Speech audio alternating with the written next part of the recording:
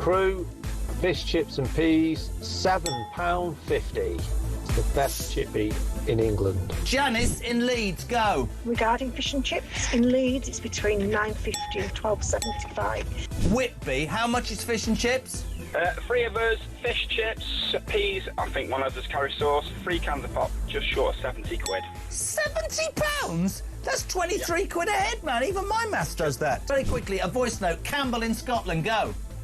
Up here in Banff in the northeast of Scotland, we can get a fillet and a half of haddock with a regular chips for £8 and 10 pence, and it's by far and away one of the best chippies I've ever had. Kenneth in Surrey, fish and chips, go.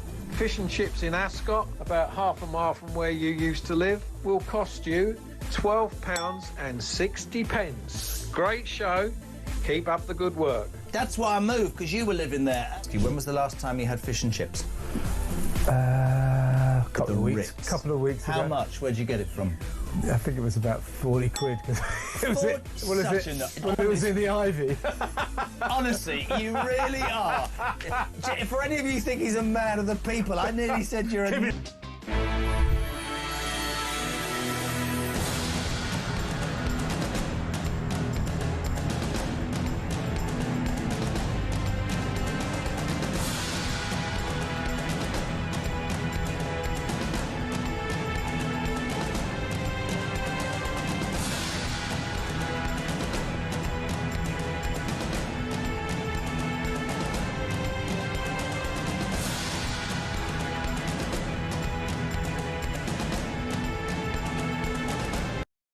Across the UK, on DAB+, on your smart speaker, on your smart TV, and on your side. This is Talk.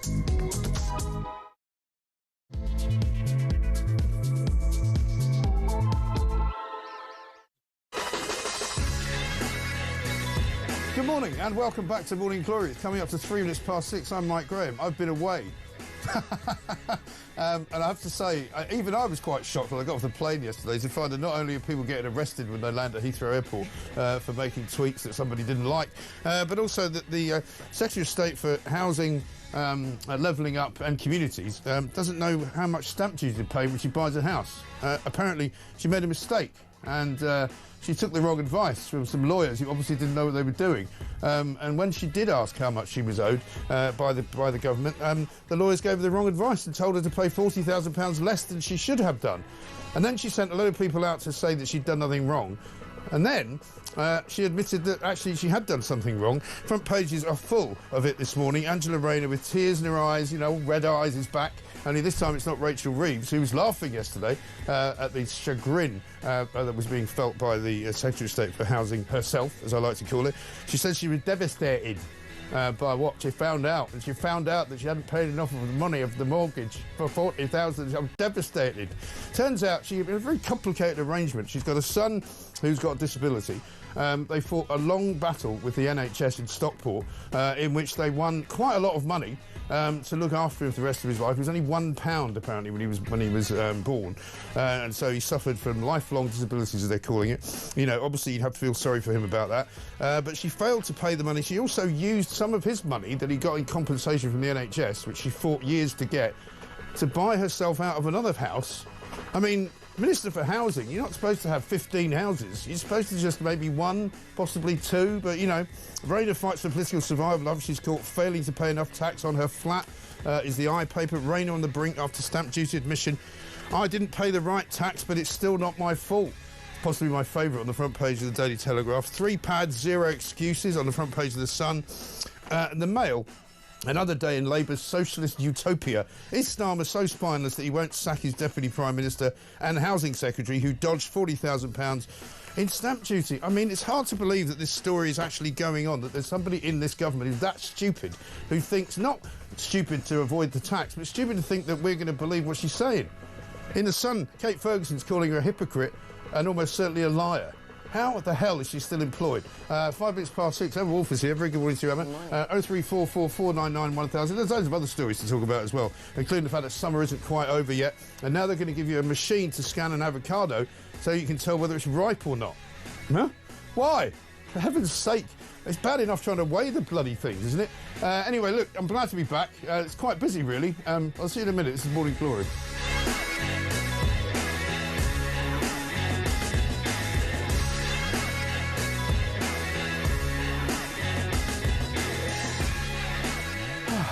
And so, I thought I'd just come back after a few days away, be a bit quiet, you know, because we've had the silly season has come and gone now. It's not silly. It was never silly, actually.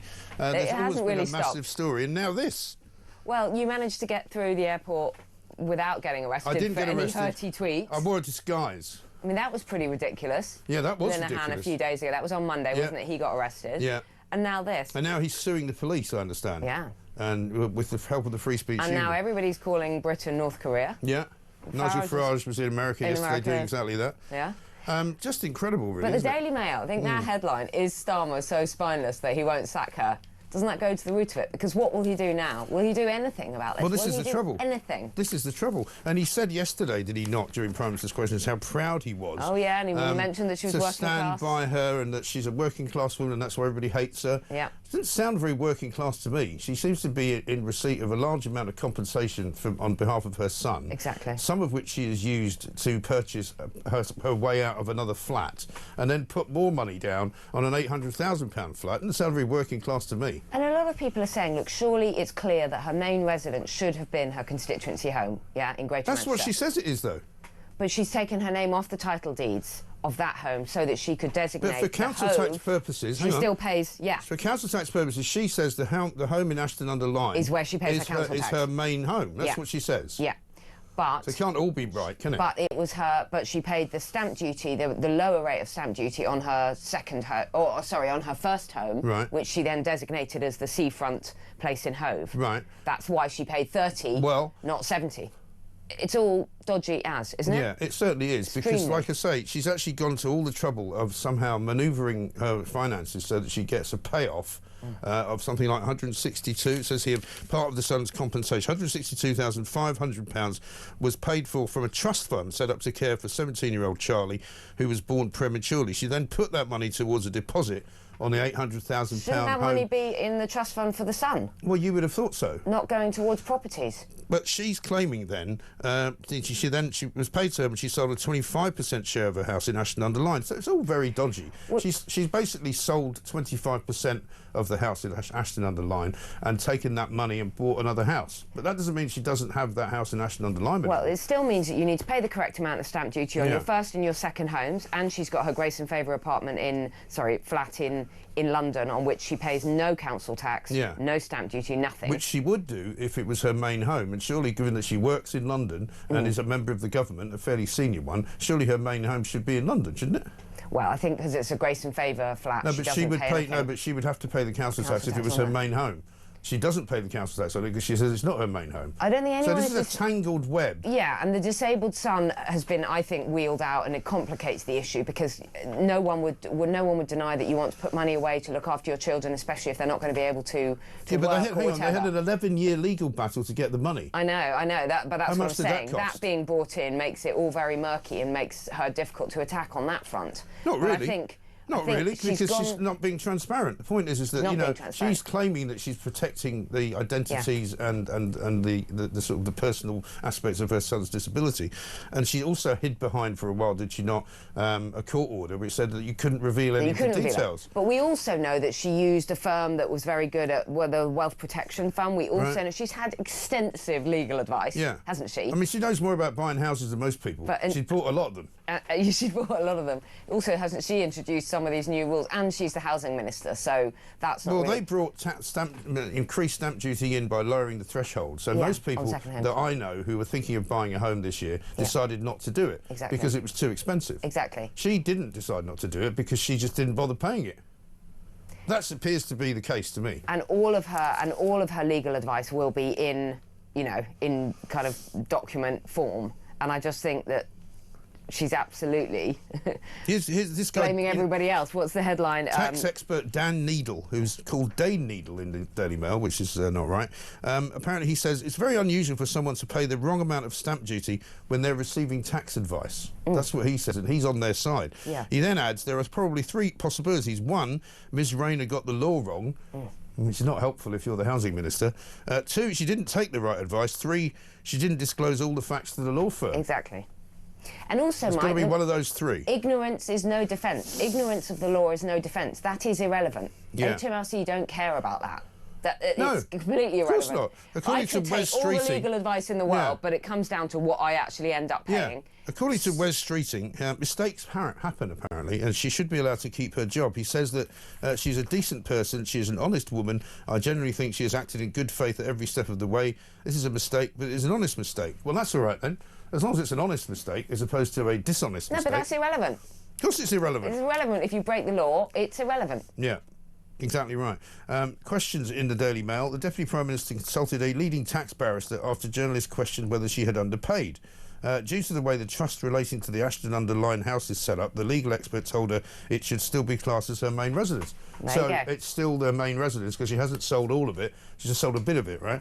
This makes the Hove flat a second home, which is liable for the extra 5% stamp duty, meaning she owes HMRC an extra 40 grand. An extra 40 grand. But it's my pretty worry, straightforward. Yeah, exactly. And my worry is that she's going to cling on. I can see this happening. Already Starmer came out. I mean, OK, he'd only had a few minutes to process all of this after her kind of teary interview. Yeah. But I think she's going to cling on. I think that she'll probably say, well, I'll pay the extra and then cling on.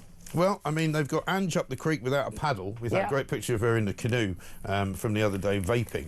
I'm afraid she is up the creek without a paddle. I think she's going to go. I disagree with you. I think she's going to have to go. Even Kate Ferguson, who's not normally prone to, you know, this kind of, rhetoric, says Angela Rayner is certainly a hypocrite and she could be a liar as well. And I agree with all that. And all week, Mike, all for the past week, we've had people, all the lefties say, there's no question. You know, it's just about the optics. It doesn't look great, but there's no question she's done anything wrong. There are so many questions about what she's done. And surely, and on what basis. If she has now admitted doing something wrong, she has done something wrong. They should all be apologising to the media for telling them all that they're such a horrible bunch of ghastly people because they're going after this stuff about working class woman. Working class, exactly. It's absolutely completely I love some of the stuff in the papers today. It's what newspapers do so well. How the merciless Red Queen was brought down by a mess of her own making is the Mail. And also, Mike, I mean, you were away, but on Tuesday, I think it was Tuesday, Monday or Tuesday, their cabinet meeting, she sashayed out of her limo wearing with the these white big sunglasses. movie I saw that. I mean, it was totally inappropriate, but one couldn't attack her for that, but it just really, really winds you up. Yeah. Anyway, there she is, rising above it all, sashaying around in her Hollywood sunglasses, and absolutely, 2 days later, comes down to earth with a bump. In fact, 1 day later, comes down to earth with a bump. She realises she's been rumbled. Yeah, completely. And now she's trying to get she's crying. And now she's trying to get out of it. Let's have a look at what she said about Nadeem Zahawi. You might remember he had some trouble with paying his taxes. This is a few years ago. Every pound of tax that's not delivered to the Chancellor and to the Exchequer means that it damages our public services, and we know the state they're in. So the former Chancellor, when he was Chancellor last summer, made it clear at the time when he was questioned that he pays all his taxes and that he's done everything appropriately, and was threatening legal letters to anyone that questioned him. Now it emerged actually that that's not true, and that there was a HMRC investigation and that he's had to pay penalties for that. I think that makes his position untenable. Yeah, I think that makes your position untenable as well, because you don't want to be taking money away from public services, do you? Exactly. By not paying your taxes. Every or indeed penny that by doesn't offloading several $100,000, possibly more than £1 million in compensation from the NHS Stockport NHS Foundation Trust. We still don't know how much that she got for that. And where's that money gone? Well, some of it's gone to the flat in Hove. We know that. Yeah. Right? And I think once people start digging about her on-off partner, Sam Tarry, as well, she's going to be in trouble because... Well, who knows how complicated their tax affairs are going to be. Exactly, exactly. Let's have a look at what she said. I think this was yesterday, talking about how she found out she wasn't paying enough tax. I took expert counsel advice on all of my affairs to ensure that everything was done proper, and that expert counsel said that the advice that I received was inaccurate because of the trust. I don't own the property, that is true. I only own one property that is mortgaged, like most people. But because of the nature of the trust that was set up by the court, that I would be liable to pay the additional stamp duty. As soon as I knew that that was the case, I have alerted and referred myself to the independent advisor on the ministerial code to ensure that they can look transparently at what's happened, and also contacted HMRC to say that there is additional tax owing on this and that I'm prepared to pay that and fully comply with the HMRC as well.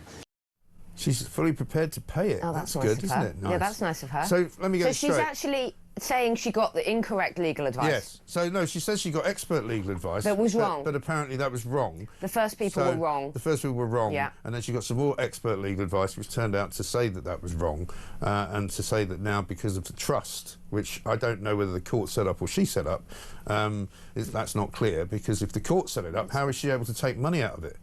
You know, because normally a trust is not something you can remove money from unless it's specifically for the benefit of the individual for whom the trust has been set up. Property. Right? You don't just get to buy another flat with it because it's your son's money. He's a minor, he's still 17. Yeah. So you might buy a flat for him. Who's the trustee of the trust? I don't know. I mean, these are all questions. And these are questions about who's giving her incorrect. That advice was incorrect. She's managed to find some experts on tax who don't know anything about it. Which is well done, Ange. I mean, if this is the level of the advice that she seeks, then what other advice is she getting to run the country with for the Ministry of Housing and/or Levelling Up and/or Communities? There's something extremely fishy at the I mean, heart I of wonder all if she paid for this bad advice or whether it was just done on a kind of nudge, nudge, wink, wink. Well, I think all of that advice needs to be published, doesn't it? I think so, because now you've opened the ball on this whole charade. Yeah. We need to know all of it. You can't just go, we'll give you this bit, but we won't give you the other bit. Yeah. I'm afraid you're going to have to give us all of it. Because she might be in you know, breach of some kind of tax law, in which case she may have committed a criminal offence. I don't know. Just putting it out there. Possible. Let's have a look at what Starmer had to say about tax avoidance, shall we? That any politician who seeks to avoid the taxes they owe in this country is not fit to be in charge of taxpayer money. Right, OK then, we're clear on that. Let's play that one again, shall we, just in case you missed the beginning. That any politician who seeks to avoid the taxes they owe in this country is not fit to be in charge of taxpayer money. So, I guess you'd have to let her go then, or has he got another reason why he wants to keep her on? This is yesterday. In relation to the Deputy Prime Minister, she has explained her personal circumstances in detail. She's gone over and above in setting out the details, including Mr. Speaker, yesterday afternoon, asking a court to lift a confidentiality order in relation to her own son. She has now referred herself to the independent advisor. That is the right thing to do. But I can be clear, I am very proud to sit alongside a Deputy Prime Minister who is building 1.5 million homes, who is bringing the biggest upgrade to workers' rights in a generation, and who's come from a working-class background to be Deputy Prime Minister of this country. Yeah, I wonder how many other working-class people have a trust fund for which they can plunder money to buy a third house. A third home. Doesn't sound very working class, does it? It really doesn't. And as for building, it's not the textbook definition. Yeah, where are these 1.5 million homes? 1.5 million homes. That's a complete lie. It's completely untrue. Right. That is absolutely. But he also says any politician who avoids paying tax is not fit to run public services. To be in charge of taxpayers' money. So what happened to that? It's really clear. And Angela Rayner is the one who attacked not only Nadeem Zahawi, but also Rishi Sunak, because he'd paid 1-point-something million on his 4-point-something million pound income. He'd only paid a quarter. He'd only paid £1 million or more. And she was attacking him. And they were attacking his wife, weren't they? Even though she didn't owe any money. Because she was paying the money that she needed to pay. And she actually ended up paying more money than she needed to pay. Of course she did. But they were having a massive go at her because she was wealthy. And she had to pay more money in tax because she's wealthy. Yeah. Wealthy. And she had non-dom status and she immediately paid up. There was no cover-up. No. With the Sunaks. Not at all. They were just extremely wealthy people. Right. So she's now told HMRC that she's certainly willing and able to pay the 40,000. So she's got a spare 40 grand knocking around, has she? Like most working class people.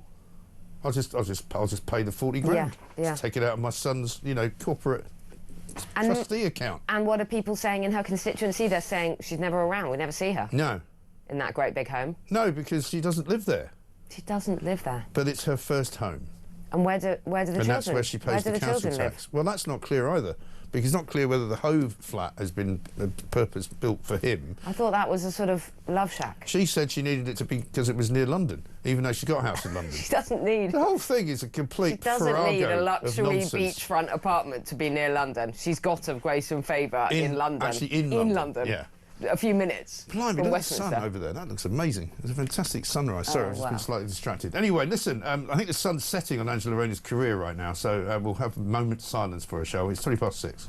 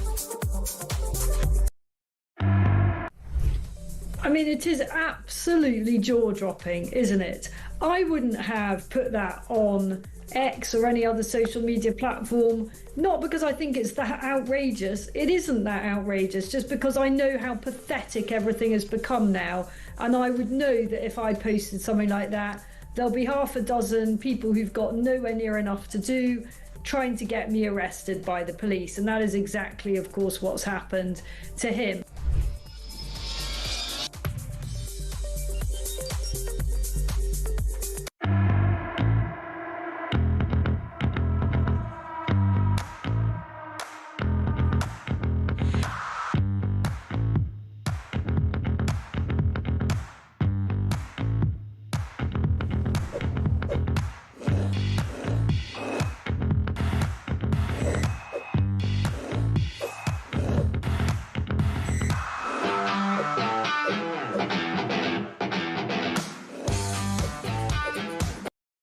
Across the UK, on DAB+, on your smart speaker, on your smart TV, and on your side. This is Talk. Welcome back to Morning Glory, 24 minutes past 6. Welcome back, Mike, says Mike from Herne Bay. Why did the media obsess about Rayner being working class? Working class people never had to rely on having a council house, got benefits as a single parent, and certainly didn't get the right to buy option. Well, exactly right. I don't think it's the media obsessing about Rayner. It's the Labour government and the Labour Party who try to make out that because she's a working class woman, that's why she gets into more trouble than anybody else. Well, apparently not. Like I said, I don't know any working class women that have got 3 different properties that they can spend time in. I think that's rather a luxurious point of view to have, isn't it? Exactly. I really, really resent it when they bring up the class thing as though we're attacking her because she's common. Right. Well, I mean, I think she is quite common, actually, with all that raving in Ibiza. Yeah. I don't think the way tried to do what was proper. as she said. No, but I don't think that the way that they conduct themselves is actually particularly fitting for a Minister of State. It's an honour to serve in our government, to be Deputy Prime Minister, and to be lolling on a lilo, drinking wine and, you know, all of that stuff. And I don't think it's fitting. But that's not why anyone is attacking her. No, of course not. Let's have a look at what she said about how there's one rule for them and another rule for everybody else. Only one rule with this cabinet, and that is that there's one rule for them and one rule for all of us. And when you say all of us, does that mean tax-avoiding Labour government ministers? Of the people. I mean, clearly that's what she's done here. Whichever way you want to cut it, we don't want to call it tax evasion because that actually is illegal, but she certainly avoided tax. And as people have pointed out here, you know, it's really not that difficult. I've got an amazing thing here, a bloke called Conor Naismith, MP. I've never heard of him, but he's apparently the Labour MP for Crewe and Nantwich, not a million miles away from Angie's patch. Yeah. He says, I defy anyone to listen to that interview with Angela Rayner on Sky, right, the one which is in tears, and reach any other conclusion that the Deputy Prime Minister tried to do the right thing at every turn in a complex technical area of tax policy. We all rely on advice. Anyone could have made this mistake. And then it's pointed out to him underneath, it says, it's quite clear on the Gov.uk website the rules on stamp duty. You don't need to be an accountant to read the bit that says higher rates for additional properties. That's what you do. And also, as somebody who has bought property in the past, you are told immediately what the stamp duty liability is. Yes. That's up front, because what happens is when they give you a mortgage, they want to make sure that not only can you afford the repayments on the mortgage, but you can afford the stamp duty that you have to pay at the moment you purchase the place. But you don't then so everybody knows what it is. But you don't then start taking your name off the title deeds of another property so that you can redesignate the third, okay, let's call it the second property, because she doesn't own her grace and favour place, but third. You don't then... Yes, but the way that she deals with it means that she pays less council tax than if she designated it as her main property, because if she did, she would be paying the council tax on it. Exactly. That's the problem, right? Yes, that is the problem. And everybody can see it. The only people who can't see it, seemingly, are members of the Labour government. This from Les. He said, join the dots. Rayner and her ex-husband own a mortgage property in Ashton-under-Lyne. Did they use her son's trust fund compensation payment to settle the outstanding mortgage in exchange for a 50% stake? This would leave Rayner and her ex owning the remaining 50%. In exchange for her remaining 25%, did she use another £162,000 of her son's trust to buy a seafront pad 265 miles away in Hove?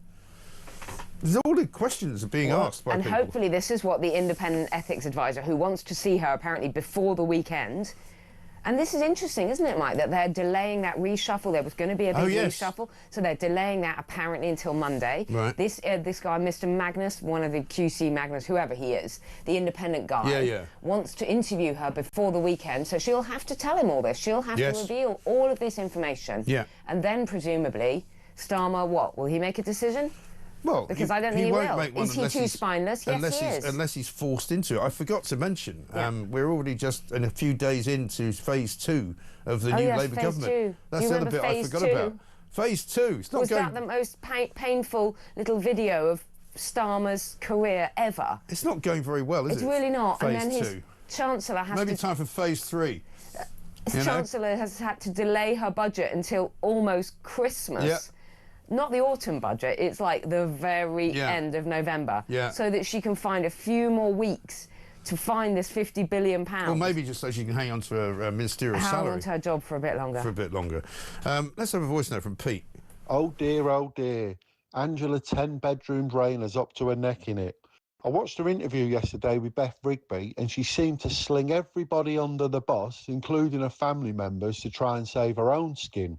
And if this latest revelation about her deposits is true, then that is well and truly the end of it. I mean, I don't know who she's been taking legal advice from, but it could well be Jonathan Reynolds. I think her position is completely untenable, and I suspect she'll be gone by the end of the week, if not the end of today. Yeah, you can imagine old Jonathan Reynolds. Yeah, I'm a solicitor. I can give you some help with that. Yeah. All right then, Jonathan. Can you tell me how much stamp duty? Oh, don't worry about it. Don't worry about it. Move this here. Yeah, tell him you don't live there. By the way, it's just been pointed out to me that if indeed the money that she used to put down on the house in Hove came from this fund, which was supplied by a compensation payment from NHS Stockport, the Foundation Trust, it's actually taxpayers' money. Yeah. So she's now using taxpayers' money to amass a property portfolio. That's what it looks like to me. And I like what Pete said, because the front of the Daily Star, Angela Blamer. Yeah, that's a good one, that. Teary minister. I nearly resigned with her mate, Beth Rigby. Yeah, have another go, sweetie. Have a How about Keir Starmer on breathtaking hypocrisy? Chancellor who says to the British public that he will tax them. He's introduced 15 tax rises. And he says all of this is necessary, there's no option. If it now transpires that his wife has been using schemes to reduce her own tax, then I'm afraid that is breathtaking hypocrisy. Breathtaking hypocrisy. No, indeed. It's not illegal to use schemes to reduce your own tax. But it is illegal not to pay stamp duty on a property that you've bought, which is in addition to another property. That's illegal, but what if he's referring there to... he's referring to Rishi Sunak's wife, I assume. Yeah. It's not illegal. We're all entitled to use schemes to reduce the amount of tax we pay. Difference between avoidance... She was designated non-dom. Yeah. OK, and then they changed that, and then they decided to pay up. Yeah, but they didn't need to. They didn't need to. She was under no obligation. It wasn't illegal. She was under no obligation to pay tax on money that she didn't make in this country, but she was under an obligation to pay tax in this country. Look, I don't care what party you're in, just pay your taxes. All the rest of us have to. Yeah. You know, we're not allowed to follow get any, the law. little property trusts over here. Exactly. And, you know, some offshore stuff over there. You know, we all have to pay the tax that we get told to pay by HMRC every single year. There are people listening to this right now, driving around London, driving around Britain, thinking, I've got to pay my taxes at the end of this year. Before so you can't just get to December the 31st and go, you know what, I don't fancy paying it now. I think what I'll do is I just won't pay it until somebody tells me that they found out I didn't pay it. And Mike, they don't get to move title deeds around their various properties because they don't have various properties. Yeah. They just have the one, and they have to pay the taxes on that. Yeah. And they have to pay the stamp duty when they sell their property, when they buy their property. Yeah. You know, that's how it goes. That's how it goes. And it was this government that put the price of all of that up. Because they were the ones that said we're going to lower the threshold, so more of you are going to pay more in council tax, and more of you are going to pay more in stamp duty. As long as, of course, you're not in the government, in which case you don't have to worry. Clinging to her job is what they're saying this morning. Tearful Ms Rayner, dubbed 3 pads for having 3 homes, claims she'd been given bad tax advice. Question she must answer. This is good in the Sun, when did you realise you hadn't paid the right amount of stamp duty? Was it after you sent all your mates out to say actually you had and you hadn't done anything wrong? Number 2, when did you inform the Prime Minister about paying too little tax? Did it come before or after he told the BBC you were the victim of a smear campaign, which would have meant the Prime Minister gave a misleading answer? Well, serious allegation. Now, number 3, which law firm advised you to pay the lower stamp duty rate? Were they property tax experts? If not, why not? Who are these people? Let's see their advice. Yeah. And if she can't tell us who they are, what does that tell you about whether she's making it up? No, it'll all be documented. You can't just have this. It's not a phone call. You get ridiculous amounts of documentation when you buy a house. You really do. Even before you get the mortgage granted, because they want to know how much money you've got and where it's coming from. If she paid for that advice, she's got it somewhere. Yeah. Because it would have been very clear in any document that she was taking money from a trust and putting it into a deposit form so that she could pay for the place in Hove. Yes. So they would have wanted to know where that money was coming from. It would have been said that it was coming from a trust. Yeah. Right? Number 4, was this original legal team in possession of the full facts to offer the correct advice? Well, did she mislead tell everything? Them? Did you deliberately mislead them, which could be a serious problem? Number 5, will you now publish the inaccurate advice so the public can see how you were misadvised? Yeah, I think that's key. If she's claiming that it was incorrect advice, then we need to see that. Yes. Number 6, did you actively aim to avoid paying additional stamp duty by ensuring you had no interest in your constituency home? Constituency home. It starts to look as if this is a deliberate attempt to avoid paying tax. Mike, she's the MP. There's no question that she should understand that she's the MP for that area of Greater Manchester. Yeah, absolutely. It's her constituency home. Did you ever seek advice from government lawyers or inform your department about the stamp duty issue? You think there might be in the Department of Housing a couple of people who would know exactly how much stamp duty you're supposed to be paying? This is an absolute ball of wax. Number 8, are you certain that you've paid the correct amount of council tax on your constituency and Grace and Favour homes and Seaside Flat in Hove? So many questions. Number 9, did the court order stop you from revealing details about your property affairs, or did you hide behind that? And number 10, finally, if the ethics probe finds you breached the ministerial code, will you resign? Mike, why would the court order relating to her disabled son stop her as a minister in her job from revealing details about her property. Yeah, I don't see why it would. About her property dealings. I don't see why it would. And also, if she asked for them to lift the anonymity order, perhaps it was put on there because she asked for it. No one's asking for the identity of her son. No one's asking for his name or photograph or anything. No. It's about her decisions, where that money came from. There's no question of breaching her son's privacy. I'm looking after the children. She says, when I'm looking after the children, I go back to the family home. And then when my ex-husband is looking after the children, he does. So does she live there or not? Does she just visit from time to time? Doesn't seem to see the children very much. No, she really doesn't. Laurie Magnus is the guy, the ethics advisor who she's going to be seeing, who's launched an investigation. That's it, Laurie Magnus, yeah. Yeah, it's so murky, it's just ridiculous. She says in a statement, the application of complex deeming provisions which relate to my son's trust gives rise to additional stamp duty liabilities. I acknowledge that due to my reliance on advice from lawyers which did not properly take account of these provisions, I did not pay the appropriate stamp duty. That sounds to me like she didn't tell them. Yeah.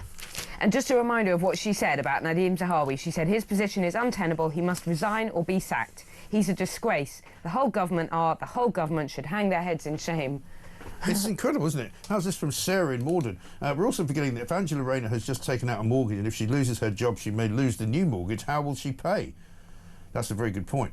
And also this from Sean. Nice to see you back, fella. How does this look like across the world? How our country is being run? The Chancellor crying at Prime Minister's questions, Deputy Prime Minister crying at Prime Minister's questions.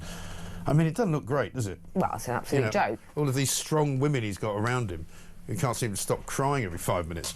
Voice note from Andy. Morning, Mike. Andy from Birmingham. Good to see you back, pal, and you never got arrested at the airport with 5 or 6 armed policemen. Well, Angela Rayner.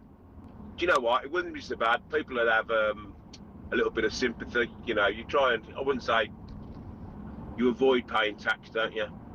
And to do what she done, but it's the utter hypocrisy of her.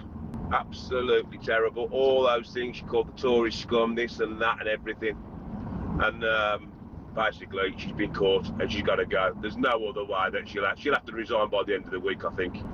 Anyway, mate, coming to see you anyway at Shepherd's Bush. I've told the missus that we're going to a musical, so you've got to keep it stuffed. Have a great day. All right, Andy, don't mention Shepherd's Bush Empire. He's right. She's got to go. There's literally no two ways about it.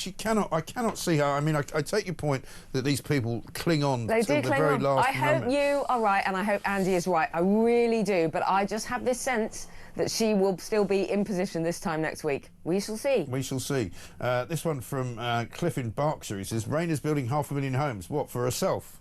No, Starmer is claiming she has built 1.5 million new homes. Yeah. Like everything else he says, Maybe it's not true. She owns 1.5 million homes. Yeah, it's like everything else he says, it just simply isn't true. Also, he's a lawyer. He's a barrister, actually. I think that's relevant. He should know that ignorance of the law is no defence. He should know all this stuff, Mike. Yeah. Starmer is not an idiot. How about this from somebody who was commenting on the story in the Mail? When we were suing the NHS for my grandson being born with cerebral palsy, we were told the money had to go into a trust controlled by non-family members and that the family could only ask for money from the trust to cover things for my grandson and that we could not have any control over it. Yeah, and that's what I would imagine a court order, and I don't know about this stuff. So she may have told them that she needed the money to, you know, I don't know, customise a flat or something for her son. That's possible, but if it turns out that's not what it was for, then that's another problem. But isn't that what a court order is? A court order is about protecting the child and making sure that that money, wherever it comes from, suing the NHS, if that money has been got for that child, for that baby born prematurely, then that money needs to be protected. That's what the court order is about. Her bringing it in about all this stuff. But it's not meant to be to buy another flat Of course it's not. a long way from where he lives with his father. She's just said that he lives with his dad in Ashton-under-Lyme in what she calls the family home. There's no question that he's been down at the seaside place in Hove where I believe she spends time with her new partner. Yeah, I guess so. I don't know. It's all very murky, is all I know. Anyway, 6:39.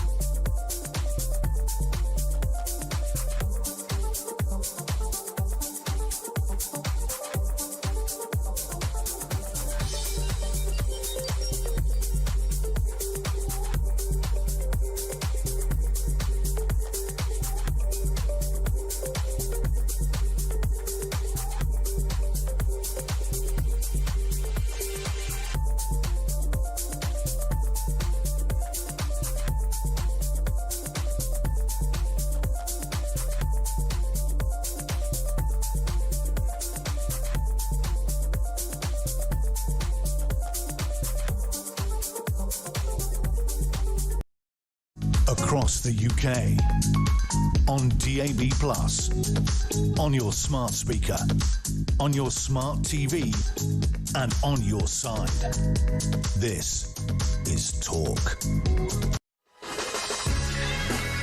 Welcome back to Morning Glory, 6:41. I'm Mike Graham. Emma Wolf is here with me. We're going through some great messages that you're sending in. Thank you very much indeed. Janice in Chester says, morning, Mike and Emma. Perhaps HMRC need to revisit the sale of the council house debacle once again. Well, I think you have to go all the way back to the beginning to find out about the two houses. I mean, it's not like she hasn't got form here. You know, she's done some pretty dodgy property deals over the time and that she's been able to buy homes. There have been questions all the way along, Mike, and we've been repeatedly told, well, yelled at, we've been repeatedly told, there's no question she has done anything wrong. Well, there are many questions. Well, now she's admitted doing something wrong, she has. So they're all wrong, I think this goes way back. I think your call is absolutely right, that it goes back to the sale of that council house, but also goes back to this court order and the compensation. There's also some suggestion, it seems to me, going back even further into, like, Unite Union coffers, that they made some massive payment to her about something or other, like to the tune of about £1.5 million. Well, people have said the sums don't add up, that she's been able to buy all these properties, and that's another interesting angle. Where does all the money come from? An MP's salary is, at the moment, I think around 96,000, but it wasn't always 96,000. She'll be on more because she's on a ministerial. She's on more, but that's only for last year. No, I know. Right? I know. So before that, you know, say she was able to get a mortgage for maybe, say, 4 times 90,000 or something like that. You know, it's not enough to buy the place in Hove. No. I'm sorry, it isn't. Now, just to recap, because I've been away for a few days, we've got a government now with a homelessness minister who resigned over making people homeless. We've got a corruption minister who resigned over corruption claims and is now on trial in Bangladesh. A transport minister who was an ex-police officer who resigned over lying to the police. We've now got a housing minister who doesn't know how much tax to pay when she buys a house. Looking great, Not a great look, is it? Let's face it. Oh, and a chancellor who's in charge of the economy and is sobbing for an hour on live television. Who can't add up. And who's many questions over her CV, and actually many of the cabinet you could ask questions over their CVs. I know, absolutely. Well, then take a little swing over to the United States of America, where I was until yesterday morning. Nigel Farage went to Congress to make a speech about free speech in the UK and how it's under threat. You can say what you like, I don't care, because that's what free speech is, and in a sense, this has all been going wrong now for a couple of decades. We've kind of forgotten the Voltairean principles that we'll fight and defend to the death your right to say something that we fundamentally disagree with. That is the absolute foundation, if you think about it, of free speech, of democracy, of living in freedom. It's kind of why we fought 2 world wars at massive, massive cost to defend that very principle. You know, I come from the land of Magna Carta. I come from the land that gave us the mother of parliaments, and it doesn't give me any great joy to be sitting in America and describing the really awful authoritarian situation that we have now sunk into. I thought he was going to say I come from the land down under there for a minute. Can you sing it? But he didn't. I'm not going to sing it, too early. But have a look at this is Keir Starmer having a go at him for not being in London. Well, Mr. Speaker, of course, the honourable member for Clacton is not here representing his constituencies in the house that he was elected to. No, he's flown to America to badmouth and talk down our country. And worse than that, Mr. Speaker, if you can believe it, he's gone there to lobby the Americans to impose sanctions on this country which will harm working people. You cannot get more unpatriotic than that. It's a disgrace. This is Starmer, whose now obsession is that Nigel Farage is not patriotic. Actually, what Nigel Farage was doing was going there to complain about the treatment of Graham Linehan by 5 armed Metropolitan Police officers who arrested him and locked him up for saying some things on Twitter that they didn't like. Right, but before we even get to that, that is coming from a Prime Minister. Oh, he's not in London at the moment. He's not a PMQ. It comes from a Prime Minister who has literally been abroad for every time there's been a problem or a scandal or an issue in this country, he gets on a plane and goes to Ukraine or Europe or wherever. No, if you do your map, you know, you're flying Ukraine, Starmer around the world map, he's barely ever here. So that is rich coming from him. And actually Farage is raising concerns that many people have. Not just about Linehan, but about the general tenor.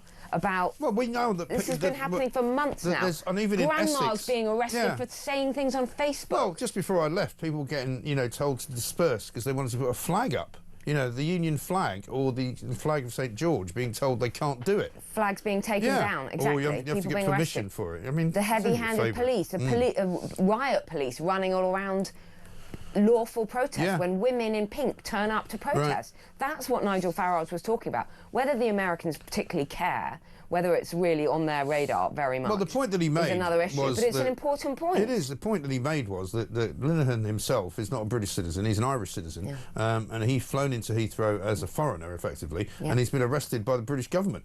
Effectively, right? So he's saying to Americans, you know, you might want to be careful because the same thing could happen to you. Watch out what you say. That's what he's saying. Exactly. I mean, I don't think he's saying watch out what you're saying. He's just saying, you know, this is how bad things have now got. Yeah, well, maybe watch out what you say if you want to go into Heathrow. Not only was Linehan arrested by 5 armed police officers, Mike, these are historic tweets. These were back in April. So basically, you have the Met Police. They have been spending 6 months looking into this nonsense. The tweets themselves weren't, certainly weren't inflammatory. No, but we don't want to talk about the tweets because that's still a subject of a legal case, so we can't get into that. But don't worry, because Starmer's put out a new deportation video, because that'll be the next thing that happens. Once you get arrested for tweeting, you'll then get deported. Check this out.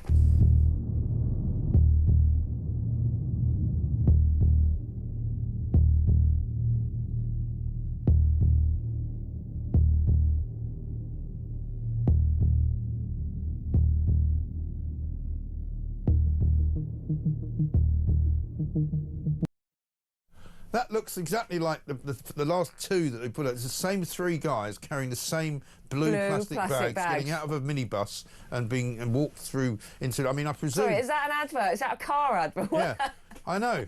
It's like a new car ad for some new Chinese electric vehicle, you know. But it sounded a bit like a submarine, didn't it? Do you remember the submarine when he was there with his binoculars? I see no ships. What an absolute plonker. Anyway. It turns out, I presume, I haven't missed this, that since I left, I went away last Thursday, I assume that I didn't miss the fact that nobody's been deported. Nobody. So one in, one out. Zero. Still zero. Zero out. Yeah, zero out. 4,000 in. Plenty in. Yeah, loads in. According to Robert Jenrick, there's a new phrase, right? And you can check this out. There's net emigration. Yeah. It's not net immigration anymore. It's net emigration. So he wants basically fewer people coming to the UK than are deported or who leave. So now Jenrick's more far right than Farage. So he's one-upmanship on the net zero. So that obviously you've got the net zero policy of reform. Right. But yeah, Jenrick wants more people leaving than are deported or leave. Sorry, he wants fewer people coming in than are deported or leave. I mean, you do wonder. It all just becomes a bit ridiculous. But the fact that this Emmanuel Macron deal, the one in, one out deal from July, has been a complete the French government, and utter by the way, failure. is about to collapse. I think next Tuesday there will no longer be a French government.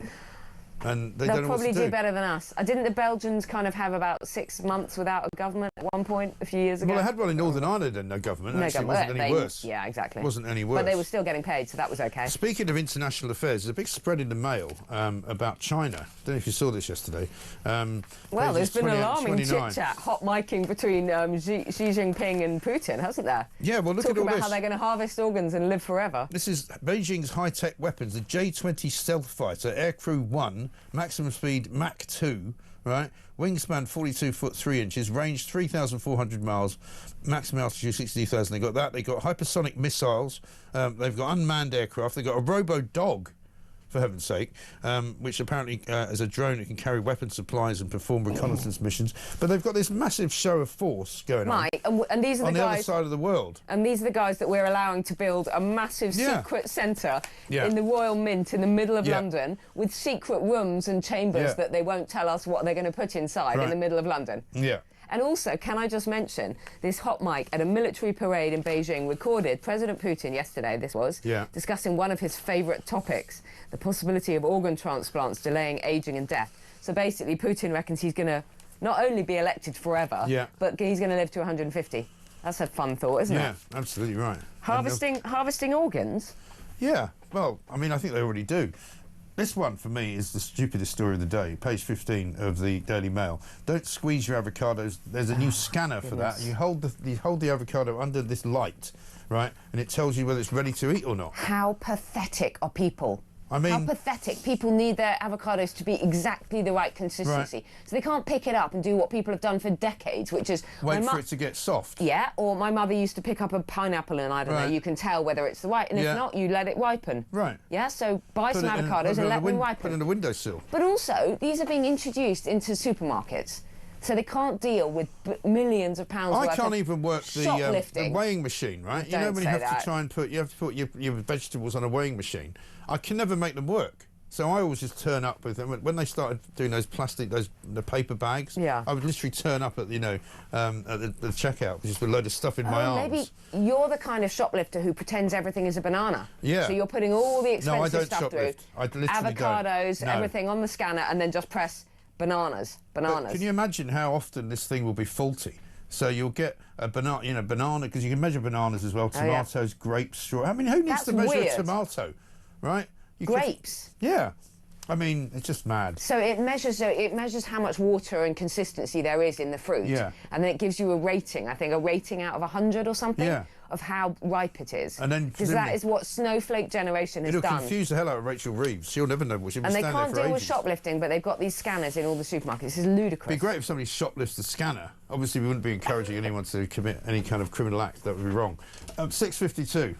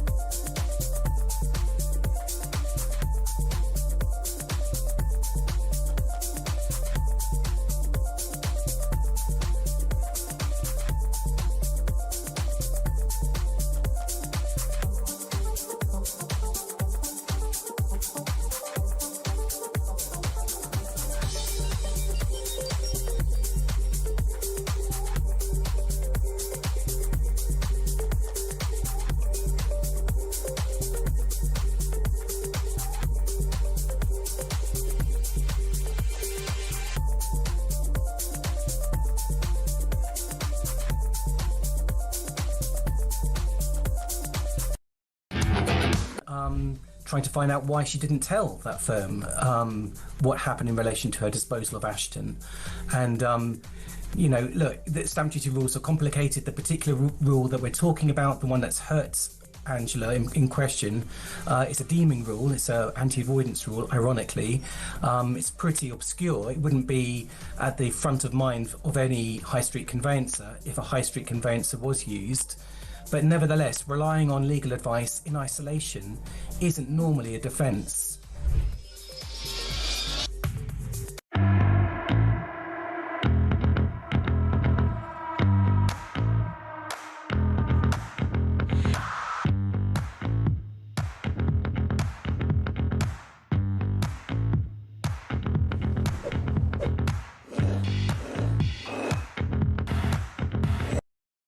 Across the UK, on DAB+, on your smart speaker, on your smart TV, and on your side.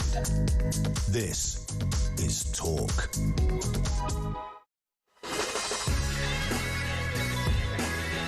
Got this from someone who doesn't want to have his name or her name shared.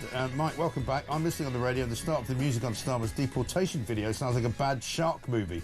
Was it Sharknado? One of those. They've solved it. Stick some sharks in the channel. Am I still allowed to call them sharks? Maybe call them toothy marine creatures just to be safe. I know, absolutely ridiculous. Well, let's not forget Rachel Reeves, the other woman on the other side. You know, because Sama stands there in PMQs. He's got Rachel Reeves to his left. He's got Angela Rayner to his right. When Angela Rayner was smiling when Rachel Reeves was crying, yesterday it was all reversed because Rachel Reeves was smiling and Angela Rayner was all teary-eyed looking. This is an interview from just the other day. Rachel Reeves interviewed by school kids. Check it out. I've been hearing about you in the news that you like taxes. If you had 3 wishes, what would it be? Oh my goodness. To answer your questions well, to make sure that all children have a good start in life, and for my own children to give me less chat back. I don't think that third one's going to come true. If you could have another job, what would that be? Oh, well, what I'd really like to be is Beyonce, but I don't think I'm ever going to be Beyonce. So before I became an MP, I worked in finance. I worked in banks and financial institutions. So I guess that's what I would go back to doing. But at the moment, I'm doing the job that I want more than any other job. I'm in charge of the country's finances. All right? Yeah, you happy with my answers? I get a high five. Hey, very good. She only does manic, doesn't she? Is either manically depressed or really, really ridiculously over-enthusiastically happy. And she apparently, did you notice she didn't say, I thought I was waiting for the magic words, I used to be an economist. She said she used to work in finance, so when she loses her job, she'll go back to working in banking. I don't think so. I don't think anybody wants her back in banking. I don't think anyone is going to offer her a job in banking. Well, the story in The Sun today says Chancellor has been put on notice to cut spending in her budget to help tackle Britain's mounting debt. City analysts have said she must reduce expenditure to help plug the country's financial black hole, which she's now responsible for. But more seriously, Mike, they're also saying that pushing this budget right to the end of November is actually really, really unhelpful for businesses who need to make investment decisions, and that there's all this uncertainty. I know. Let's have a look at what she says about the economy.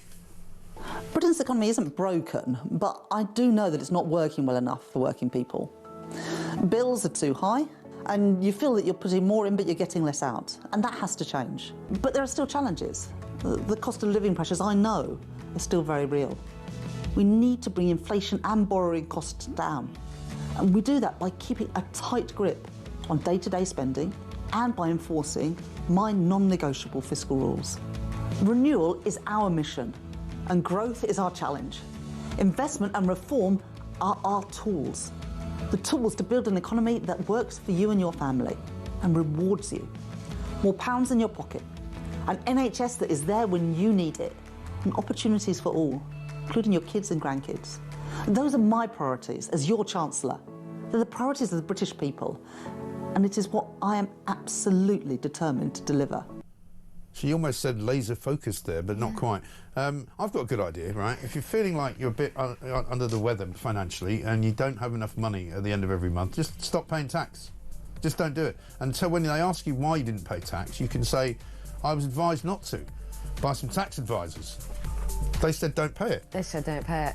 I mean, they were wrong. I'm absolutely devastated at the decision I made. Devastated. It was, I was given the incorrect advice and I just decided not to pay out. Yeah. Emma, great to see you. Thank you very much indeed. Emma Wolf, ladies and gentlemen. I'll be back after the news at 7.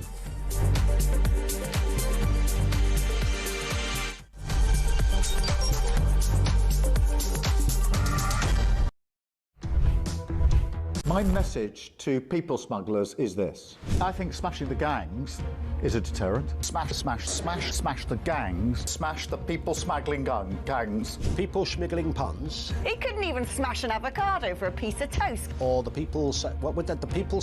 I think smashing the gangs is a deterrent.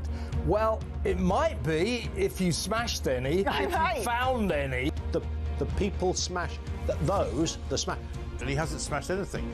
I mean, literally all he does is he smashes records every sort of couple of weeks, where more and more people come in a period of 24 hours. Smash the gangs that are running this vile trade. You're never going to smash the gangs. That's something that basically it's impossible. The gangs are like the Hydra. You cut the head off and another two grow. So I did write to ministers and say that I wasn't convinced that smashing the gangs was the right sort of way of thinking about things. We will smash the gangs that undermine our security. Keir Starmer has just tweeted 15 minutes ago. He says, "I know you're angry about immigration. I get it.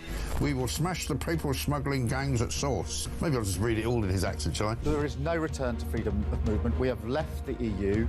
I do not accept that prevents us working with other police units here, with prosecutors here, to smash the gangs. Well, I'm sure the smuggling gangs are absolutely quaking in their boots now. Keir Starmer's on their case. Solving this issue, smashing the gangs, is that the impossible dream, Tom? It really seems beyond him at the minute, I have to say. We're going to get the evil people smugglers and we're going to smash them and we're going to put them in jail. That will solve the migrant crisis. Prime Minister Keir Starmer's promise to smash the gangs has resulted in just 5 convictions. Hurrah for operating small boats. So what he really wants to say is that this policy of smashing the gangs is a total and utter disaster. There isn't a cat in hell's chance that it's going to work. You just can't say it. It's crap. That's what he's basically saying. I know you're angry about immigration. I get it. Mark my words, I will take back control of our borders. That means cutting migration, ending the use of asylum hotels and ramping up our efforts to stop small boat crossings. It's like a parallel universe, the real world, as told by the impressive David Bolt, and Keir Starmer and Rachel Reeves' fantasy world. We will smash the people smuggling gangs at source. Across the UK, on DAB+, on your smart speaker, on your smart TV, and on your side. This is Talk.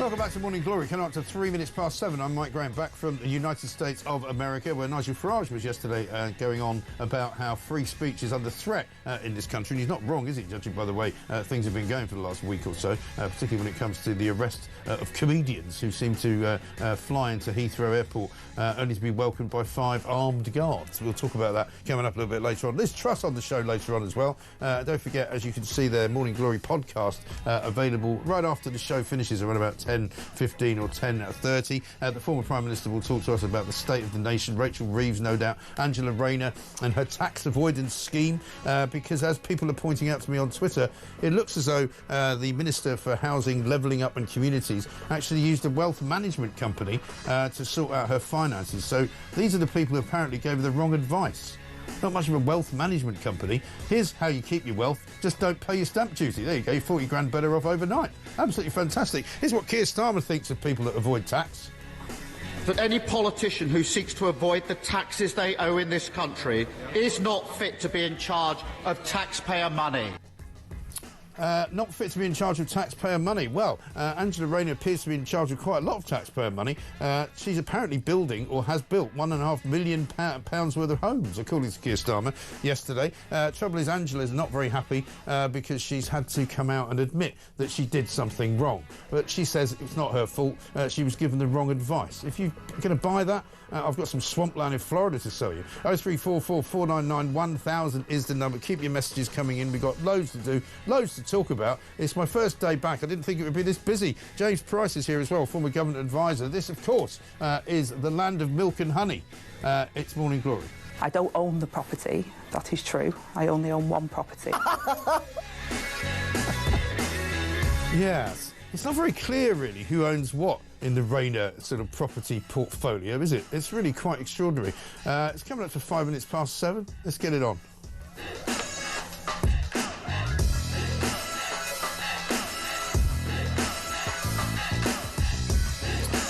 Vincent says this on Twitter: it's in the DNA of progressives, as he puts them, to be hypocrites. The country has had enough of these charlatans.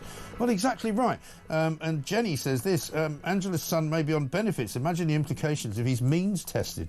So many questions that are being asked by so many stories in so many newspapers this morning. It's absolutely incredible. Mark in Selby says, Mike, at this rate, I bet we get a Defence Secretary getting nabbed for selling guns in an alley in Streatham. It does sound a bit like that. Hev in Kent says, great to have you back. PMQs is getting to be a simple dig at Nigel Farage. The only time Keith Starling shows any personality is when he's slagging off someone else, namely Reform. Yeah, he does seem to get rather exercised. Shall we watch, though, before we speak to James Price, Angela Rayner admitting, finally, that she didn't pay enough tax on the purchase of this flat in Hove? I took expert counsel advice on all of my affairs to ensure that everything was done proper, and that expert counsel said that the advice that I received was inaccurate because of the trust. I don't own the property, that is true. I only own one property that is mortgaged, like most people. But because of the nature of the trust that was set up by the court, that I would be liable to pay the additional stamp duty. As soon as I knew that that was the case, I have alerted and referred myself to the independent advisor on the ministerial code to ensure that they can look transparently at what's happened, and also contacted HMRC to say that there is additional tax owing on this and that I'm prepared to pay that and fully comply with the HMRC as well. She's willing to pay it and fully comply with HMRC. Well, that's good to know, isn't it, since she's an officer of the Crown, since she is, in fact, a Cabinet Minister, and a senior Cabinet Minister at that. She is Deputy Prime Minister, after all. Sean says this, call me a pedant, but even intelligent working-class people should know when to use the word properly as opposed to using proper. I'm afraid bad grammar is anathema to my ears, he says. And mine too. Why does she have to do that? Let's talk to James Price, former government advisor. I don't think I'd be calling James working class. James, very good morning to you.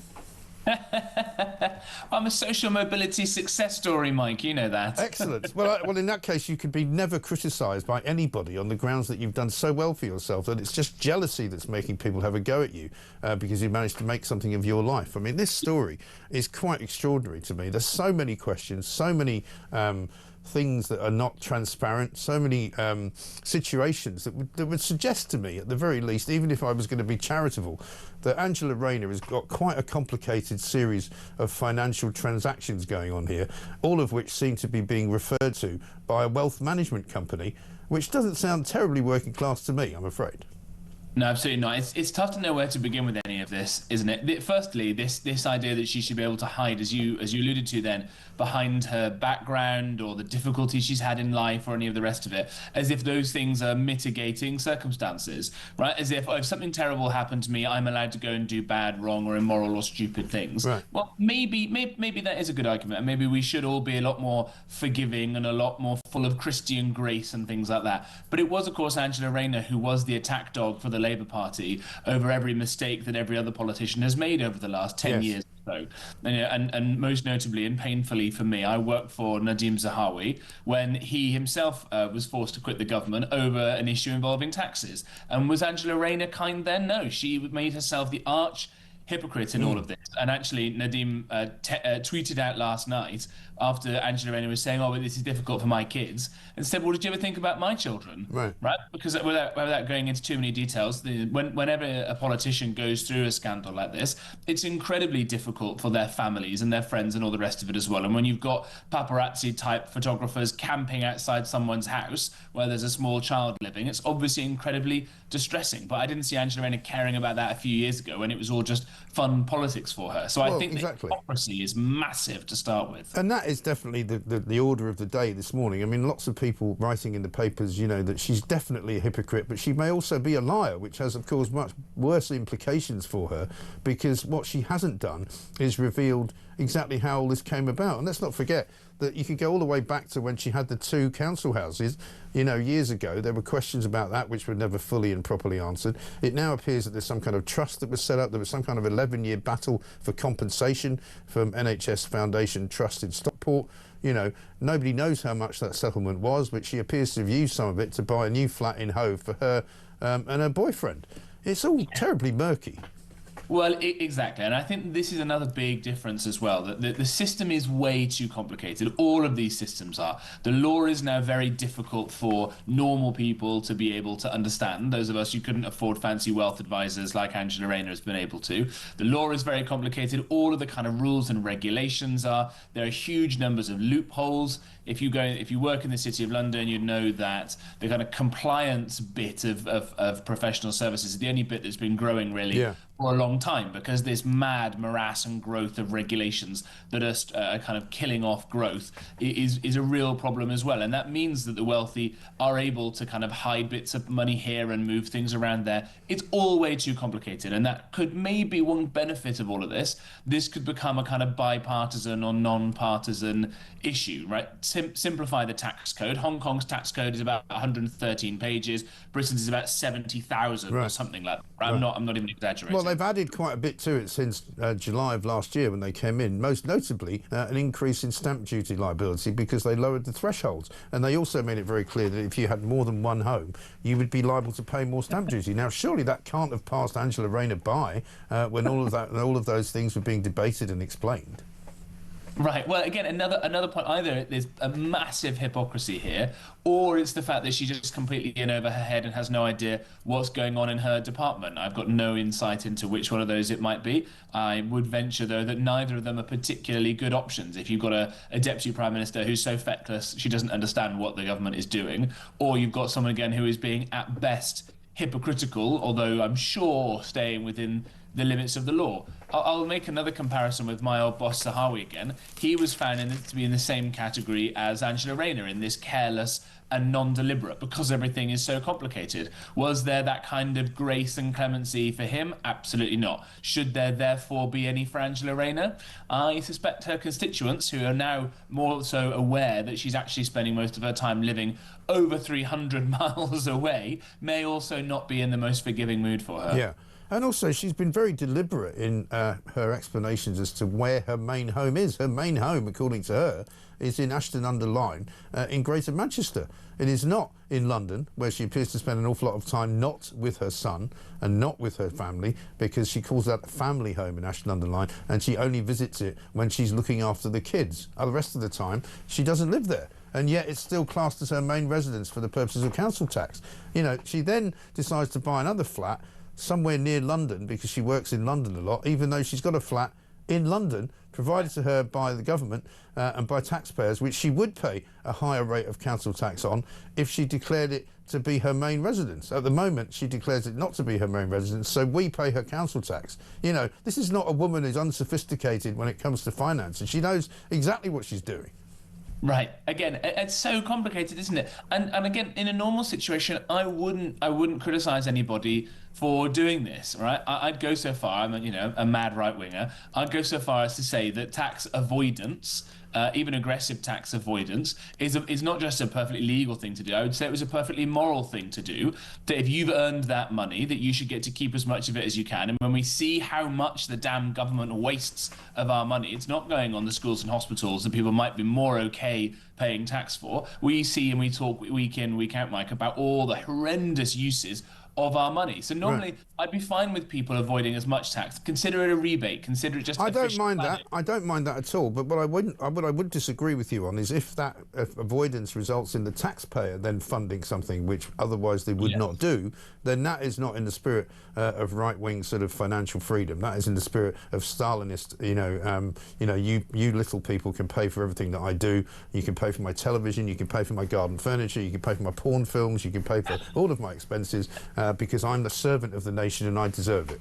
Right, exactly, and this is where that last bit of hypocrisy comes in. If you're a big state person, like as Angela Rayner obviously ideologically and undoubtedly is, this is just yet more hypocrisy. And what was it she said on the platform of the Labour Party a few years ago? One rule for them, one rule for everybody else. Yeah. Oh, how the worm has turned, eh? Well, and I think, therefore, she deserves all the criticism that is coming her way. She has been totally remorseless when it comes to dealing with her opponents, and all these things are coming back to roost. Yeah, and absolutely. We've got that one rule for them, a clip, I think. Let's have a look. There's only one rule with this cabinet, and that is that there's one rule for them and one rule for all of us. And when she's talking about all of us, I assume she means all of those people who get the wrong tax advice and don't pay the stamp duty that they were supposed to pay at the beginning. Happens to all of us down the dog and duck every night of the week, doesn't it? Right, again, and this is the bit that, you know, you have the authentic working class, all this kind of rhetoric. Well, it's just not true, right? She has a lot of expenses, as you say, to pay for a home. Actually, as the Deputy Prime Minister, she now has a very swanky, what they call grace and favour home paid for. She's got the government ministerial car. She's got all of this stuff. She's got every expectation of a glittering future post-politics, either on the speech-giving circuit or whatever else she may want to do. You know, construction, very lucrative. If she spent any time at all thinking about her housing brief rather than sort of scheming against her political opponents, because I'll note that a week or so ago she put a bit of legislation into a bill that she's pushing through that will ban Sadiq Khan and Andy Burnham and other Metro mayors from also being MPs. So she thought she'd killed off a couple of competitors for Keir Starmer's job when he inevitably has to fall on his sword in a few years' time. So she could have all this stuff coming for her, and therefore I think she'll probably be all right. She can cry into one of these many homes that she's got coming her way. And what do you think is going to happen here? Because I find it hard to believe that she can still stay in this job. I mean, despite all the kind of jiggery-pokery that goes on inside the corridors of power, I think most people now look at this and see a chancer, somebody who has taken advantage of a situation and is now pretending to sort of, you know, play all innocent and claim that she got the wrong advice. Some very good questions in The Sun today about this advice that she got, because apparently she got it from a very reasonably well thought of, you know, legal operation. And they're saying, was this original legal team in possession of the full facts to offer the correct advice? So it's entirely possible that she didn't tell them everything that she should have told them. And then they're also saying, which law firm advised you to pay the lowest stamp duty rate? Were they not property tax experts? And if they weren't, why would you take advice from them? Yeah, also all very, very good questions, and ones that, even if this were just a kind of careless mistakes, in not asking the right lawyers the right questions, is that someone we want being the Deputy Prime Minister? I think, you know, it also questions her judgment, her ability to run the department that she's currently entrusted unto her deputy leadership of the Labour Party, which will actually, I think, be separate from her being the Deputy Prime Minister and the Housing Secretary, because that's a kind of directly elected position. So we may be in a situation where her running that department and being Deputy Prime Minister becomes untenable, but she stays on as Deputy Leader of the Labour Party, which means kind of lingering bad smell for everything. But I just, you know, if you were Keir Starmer and you were best mates with Angela Rayner and you thought she was great and you were working in lockstep, you might think that it's worth expending all that political capital, all that blood and anguish to keep her in place. But from everything I've heard, it was the Number 10 operation who leaked all those photos of her lounging around in a small boat and getting lashed on the beach the other week, because she's been so disloyal to Starmer. So I suspect this would be a perfect opportunity for him to give her the old heave-ho, and I think she'll be gone by the end of the week. I think she's going to have to, because I don't see any way of her coming back. And Dan Hodges has written this in the Mail as well, that, you know, if she had gone and admitted a bit earlier that there was a problem, as opposed to making people go out and fight on her behalf to tell everybody how horrible we all were for attacking a very nice, hard-working, working-class woman, strong working-class woman, no less, as Dan Hodges said, her rehabilitation would have been quicker. Now, if she goes now, she's out for a very long time. He's saying, though, that he'll do everything he can to keep her. I mean, I know Keir Starmer is not a very genuine individual, but maybe he doesn't mean that. Yeah. You're suggesting that Keir Starmer would say something that he doesn't mean, Mike? I mean, I've got some evidence to back up that he has done that once or twice in the past. I mean, it's hard to believe, isn't it? It really is. Let's just hope for the best, though, because if he loses Angela Rayner and Rachel Reeves, then this whole kind of, you know, the first woman chancellor thing is all going to go up the swanny, isn't it? Yeah, absolutely right. Well, this is the bit, I've said this a lot before. We've got this budget coming at the end of November, which means many more months now of speculation about how awful it's going to be, and markets reacting badly, and people realising that Britain is a complete basket case. So that's not a good thing. But if Rachel Reeves does go after that, I've said this many times, she's still the best they've got, I think, when it comes to the economy. She's still the only person in the cabinet who's ever had any actual private sector experience. She's had half as much as she claimed on her CV she had, had, but still more than the rest of them. So if she goes, who on earth gets put in her place? Who on earth gets put in Angela Rayner's place if she's got to go? Because Labour's record so far on house building has been so bad that the head of the Labour house building campaign, Chris Worrell, defected to the Conservative Party a few weeks ago, and what I thought was quite a brave decision, because that's how hapless Angela Rayner's department has been at actually fixing the housing crisis we all know we've got to sort out. Yeah, absolutely incredible. How about this for a question from Shane in Lincolnshire? He says, morning, Mike. If incorrect legal advice is a valid defence for Angela Rayner, does this mean that Lucy Connolly can also claim the same and ask for trial by jury and potentially have her conviction overturned?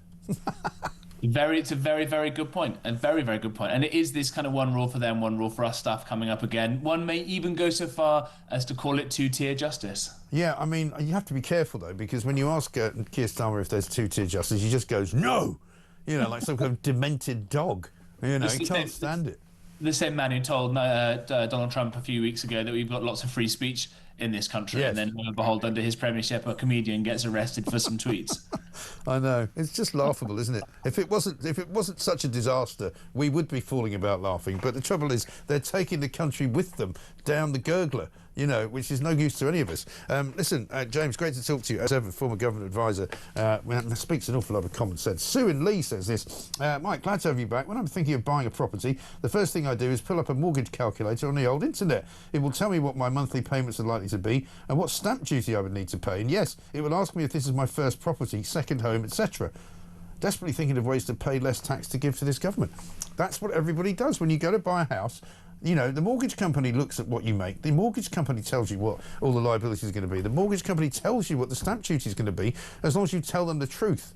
If you say to them it's your first property and you're a first-time buyer, your stamp duty is less. If that turns out to be incorrect, that's an offence, right? If you say that it's not your main residence, it's a second home, you'll pay more council tax. If you say it's going to be your main residence, even though it's not, and you've got another home, that's also an offence. Let's get a voice note from Em. Morning, Mike. It's Em in Bath. I just don't know what to say regarding the sheer hypocrisy of Angela Rayner and, well, all of them. And they all come together, don't they, as a pack very much to protect her. Because they do. They see this woman who's working class, who's got a lovely accent, and they think, yeah, she's classic Labour. She'll get the votes. But you know what? The British public aren't stupid, and we can see them for what they are, and they are a bunch of hypocrites. She has to go, and if she doesn't, well, it's just another example of two-tier Keir and his cohorts destroying this country, really. I'd really, really hope she resigns, actually. I hope she has the sense and the decency to do that.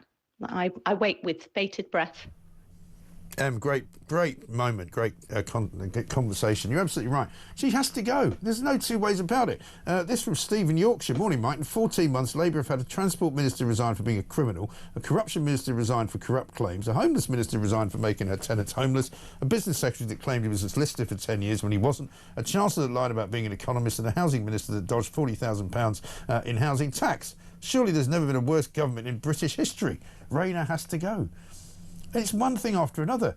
I can't understand how they could be this bad. How on earth can they be this bad? It's just hopeless, isn't it? 23 minutes past 7. I took expert counsel advice on all of my affairs to ensure that everything was done proper.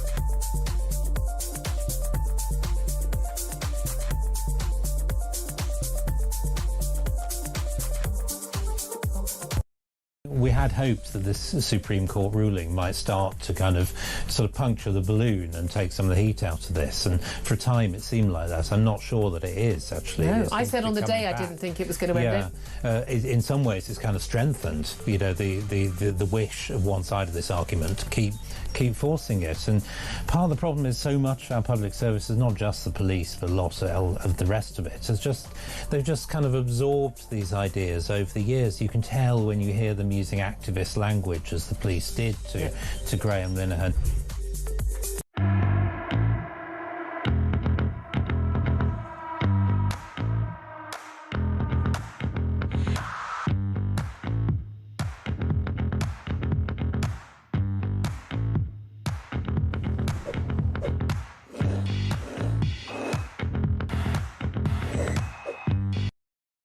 Across the UK, on DAB+, on your smart speaker, on your smart TV, and on your side.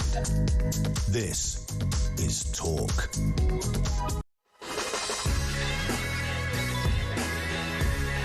Welcome back to Morning Glory, 27 minutes past 7, very nearly, here with you, of course, until 10 o'clock. If you haven't checked it out yet, check out the Independent Republic of Mike Graham YouTube channel, where you can go and find all sorts of things, including this show, if you want to watch it back, and all sorts of other clips and things that we do on YouTube as well. Els Bells in Shropshire says, so, her son's negligence award is taxpayer money, her salary is taxpayer money, her council tax is taxpayer money, she deserves the scrutiny. Well, this is it. If you're going to take all this taxpayers' money, you better be willing and able to be investigated and asked an awful lot of questions. Like, for example, in that interview with Sky, she talks about all of her affairs being spoken about with experts. Well, that doesn't sound like somebody who's unsophisticated about investment and unsophisticated about property.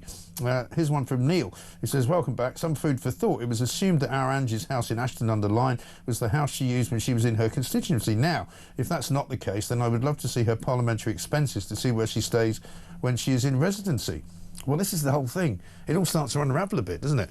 Let's speak to Michael Simmons, economics editor at The Spectator, because it's not just Angela Rayner that's in trouble this morning, it's Rachel Reeves as well. Michael, very good morning to you. Morning.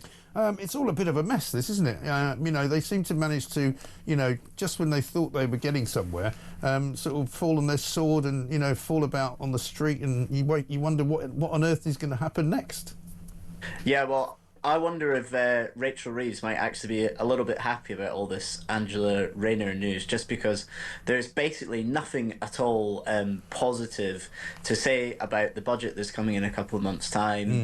The borrowing costs have been rising to, you know, highs that we've not seen in decades. So I think, you know, when she called this budget yesterday, she'll be a bit relieved, really, that she was like number 4 on the news stories and everyone's talking about Ange rather than, you know, the tax rises that she's going to have to bring in at the end of November. Yeah, she looked a lot happier in Prime Minister's questions. In fact, it was almost like a mirror image of the time when she was in tears and Angela Rayner had this sort of smile dancing across her lips. It was almost as though, you know, they're like two opposites of one of those Swiss clocks, you know, where one comes out, the other one goes in, you know what I mean, like that. So, yeah, you'd think that she might have learned her lesson, but have a look at what she said yesterday about how the economy isn't broken.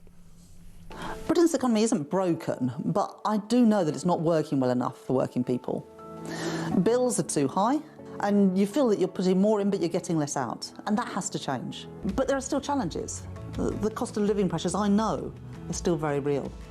We need to bring inflation and borrowing costs down, and we do that by keeping a tight grip on day-to-day spending and by enforcing my non-negotiable fiscal rules. Renewal is our mission, and growth is our challenge. Investment and reform are our tools. The tools to build an economy that works for you and your family and rewards you.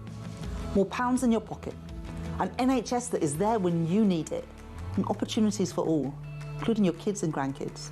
And those are my priorities as your Chancellor. They're the priorities of the British people, and it is what I am absolutely determined to deliver. I mean, it must be hard to be that delusional. I can't imagine what she must be actually thinking when she stops making that and going, do you think that'll be all right? Do you think they'll buy that?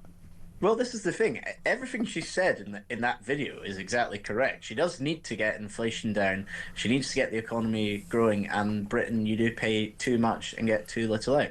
The trouble is, it's all nonsense because she's not done anything to improve that situation. In fact, she's just done things, to make it worse.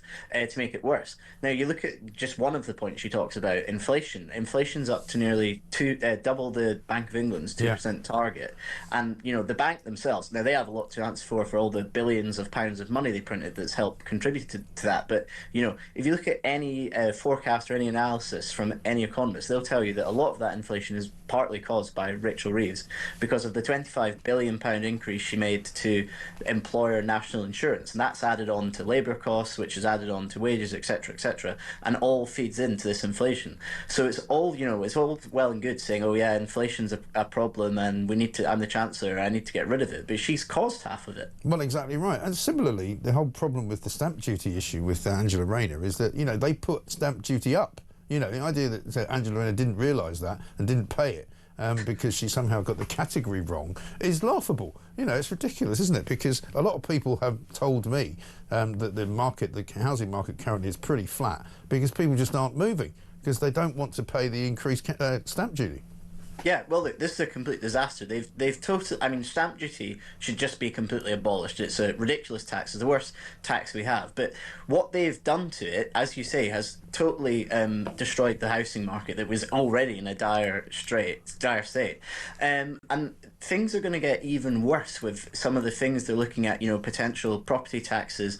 They're going to discourage people downsizing, and that's just going to lock up the market for everyone else. If you look at the sort of the price of houses, where house prices are going up and going down, what you're seeing is the most expensive houses are actually falling in price, and the houses on the lower end of the market are getting more and more expensive. Now that's just bad for everyone, right? It's bad for taxes at the top end of the economy because wealthier people are, clearly not coming here, or they're not purchasing these houses, they're not moving around. But all that means is that at the entry level of the market, in the more affordable homes, they just get completely clogged up as well. And given that the government's, not building anywhere near enough homes, if people are not going to move around either, then the market's just going to come to a complete standstill. Yeah, which is pretty much where it is, to be honest. In most parts of Britain, that's exactly where it is, and not least because, I've spoken to people in London. Obviously, prices in London are much higher than elsewhere. But, people saying,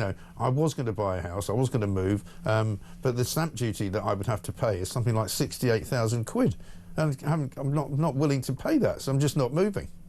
Well, exactly. And we think of this as a housing market issue, but it actually affects everything, because if people are not going to move, they're not going to move house, it also means that we get people just staying in jobs and not moving jobs, and the net result of that is going to be that wages continue to stagnate, and it hits economic growth as well. So it's difficult to think of the wider implications of these things, but they're very much not just about housing tax. They have a knock on to the entire real economy and affect everyone. Exactly right. And in The Sun today, there's a piece about how she's basically been told that you have to cut public spending, Rachel Reeves has, otherwise, you're not going to survive the year. But how's she going to do that? Because every time she tries to cut public spending, she ends up spending more money. Well, exactly. And I think this is partly why we've seen the huge increases in the markets on the costs of servicing Britain's debt, because in a way, the worst possible thing happened when the government did its U-turns on the welfare cuts and also on the winter fuel allowance. Because what that said to markets was, okay, I'm the Chancellor, I realise that Britain spends far, far too much, I'm going to try and do some cuts. And then the Labour backbenchers said, no, we're not having that, and blocked everything she tried to do. And that absolutely terrifies the people that lend Britain the hundreds of billion pounds that we need to survive on, because they think this is a government that's completely lost control of its fiscal policy, and in that situation, they've got no confidence that if a crisis comes, that the government will be able to do anything about it because they're controlled by their backbenchers. Yeah, absolutely hopeless. Terrible situation to be in. Michael, good to talk to you. Thanks very much indeed. Michael Simmons, there, economics editor at The Spectator. Bitu says this: did you notice the difference in demeanour of Ms Rayner yesterday in PMQs and the PMQs where the Chancellor was crying? We certainly did. You could see that the roles were reversed, as we just said. Graham in Sunderland says, call me cynical, but I think Big Ange was tearful yesterday because she knows she's been caught out. You don't have to be Tory to be called scum. People are seeing right through it, I have to tell you. Paul from Manchester. Morning, Mike. Nice to see you back. You're never Rayner's, but it pours. Rayner's caught out. Rayner was quick to just out a Conservative sleaze, right? Sack the sleaze ball. I mean, this is what people are saying.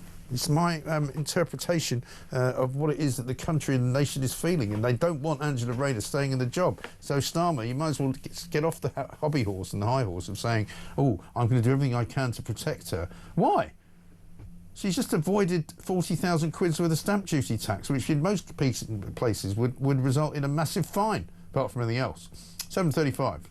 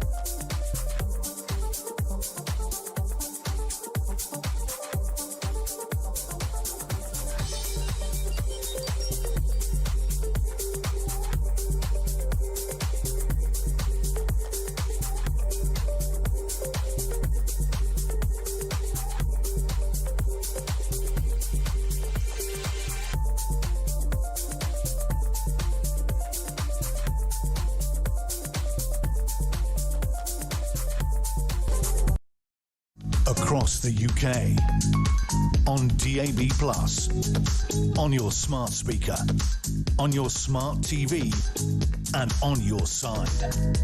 This is Talk. Welcome back to Morning Glory. I'm Mike Graham. 7:38. Janice in Chester says perhaps HMRC needs to revisit the sale of the council house debacle once again. And Simon from Durham says, welcome back to Blighty. Rayner must go, but will she? I wonder. Reeves didn't go. Reynolds didn't go. I think Ange will also remain intact for now. It's a case of do as I say, not as I do. Staggering. I think this is a lot worse, actually, though, because this looks as though it's been something that's been done, you know, not by accident, but with quite a lot of calculation behind it. Let's get a voice note from Izzy. Morning, Mike. Izzy from Canterbury here. Can't believe they keep saying that people are only going for Angela Rayner because she's a working class woman. That is absolutely ridiculous.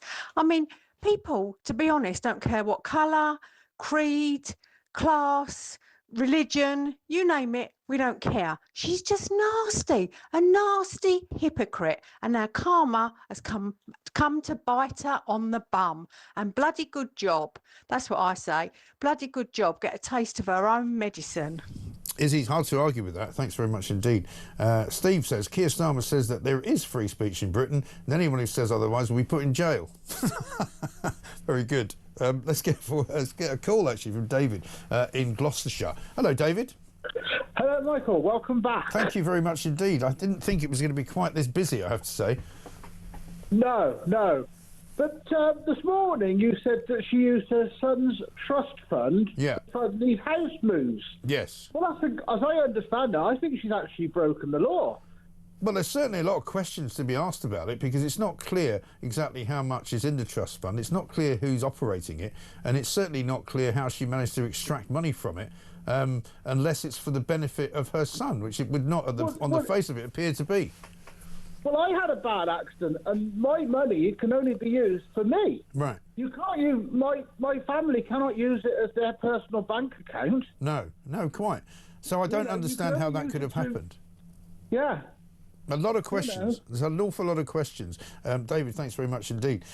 Here's one from Lorraine, who says, this woman, Angela Rayner, was the attack dog for Labour, and she called the Tories scum, and she was happy to use such insults. She was at the forefront of Boris and his downfall. She has taken delight in ruining the careers and reputations of other ministers. The woman must fall on her own sword. But sadly, the Labour Party are devoid of a moral compass, and once again, just like Reynolds, the fake solicitor, and Reeves with a fake CV, Starmer will do nothing. This government operates on a do as I say, not as I do mantra. They are morally vacuous. Well, if you look back at all of the situations that Starmer has found himself in, whether it was Louise Haigh, the Transport Secretary, who eventually had to go. At first, she supposedly explained her situation and explained that all of the nicked phones were really nicked, and she wasn't reporting phones that weren't nicked, even though one of them was used to actually report the phone being stolen, which is kind of complicated, really. Even if you're Keystone Cop, you can get that one.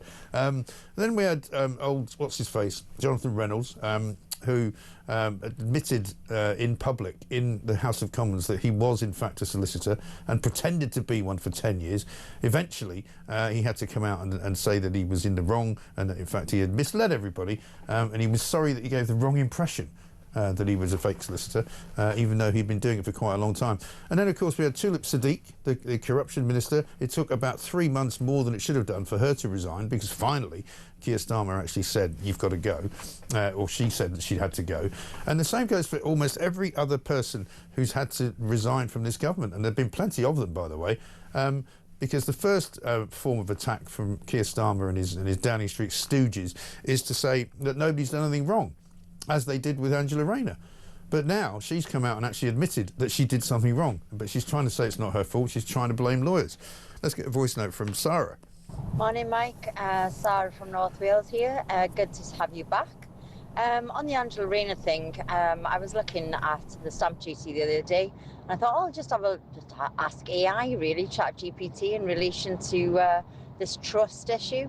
And when you actually put it in, if you've got a trust, and you buy a second home, what your stamp duty liability was, it actually brings it up itself. So no real need for any expensive lawyers who clearly didn't know what they were talking about for good old Ange.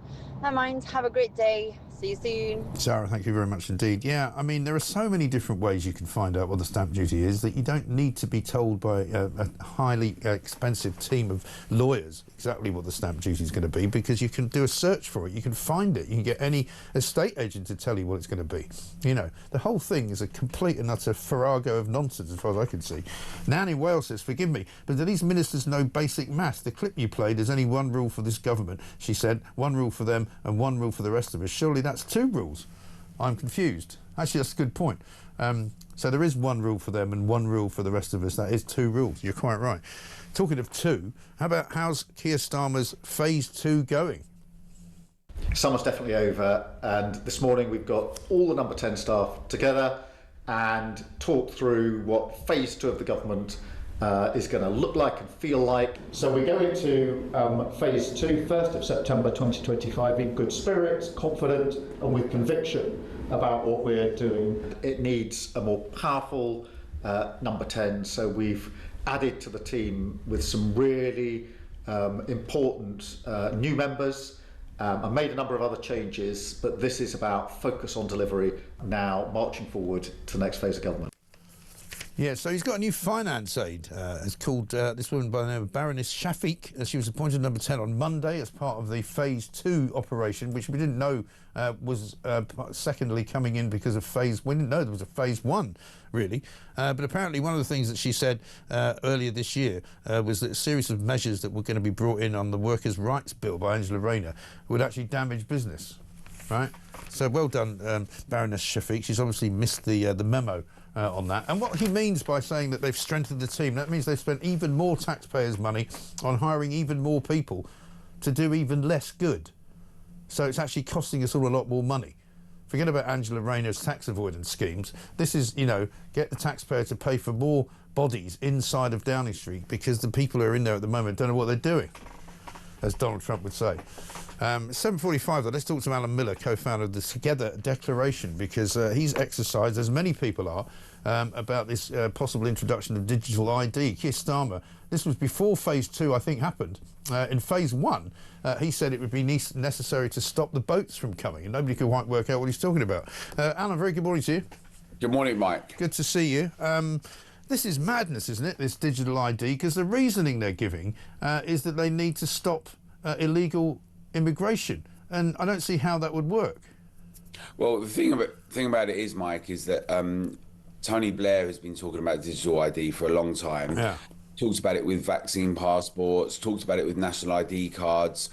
In fact, every issue, the solution seems to be digital ID.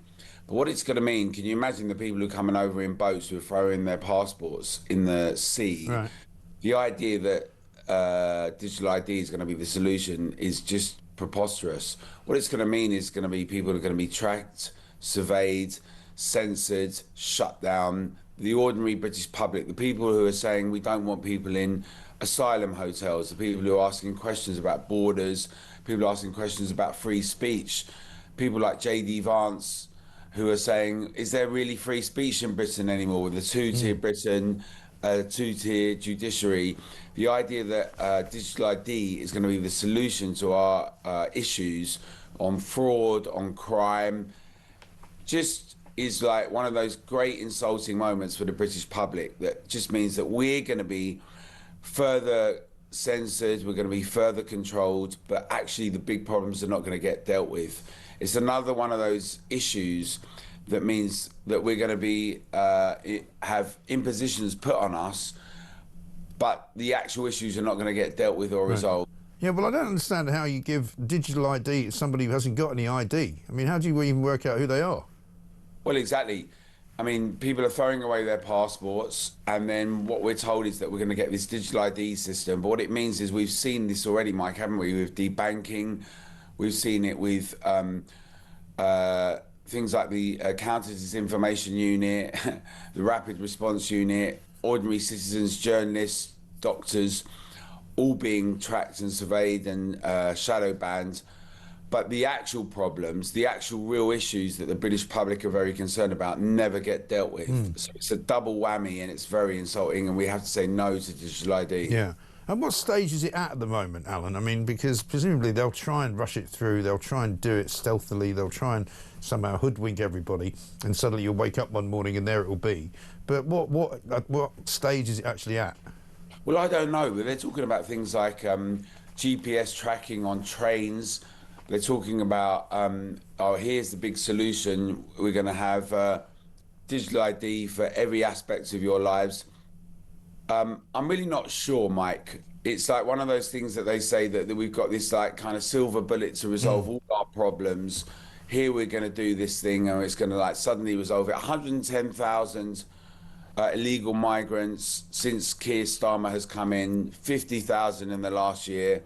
And it's not just illegal migrants, of course. We know that there's a whole range of issues, like with criminals. We know that people, rape gangs and others have just gone with impunity, right? We've got a whole situation where there's been a kind of culture where you can't address things because people say, well, within the context of DEI and how we have to address things, you can't really tackle real issues, but yet digital ID is going to be this big solution to all our problems. It's insulting, it's very wrong, and that's why we're saying we need a digital Bill of Rights.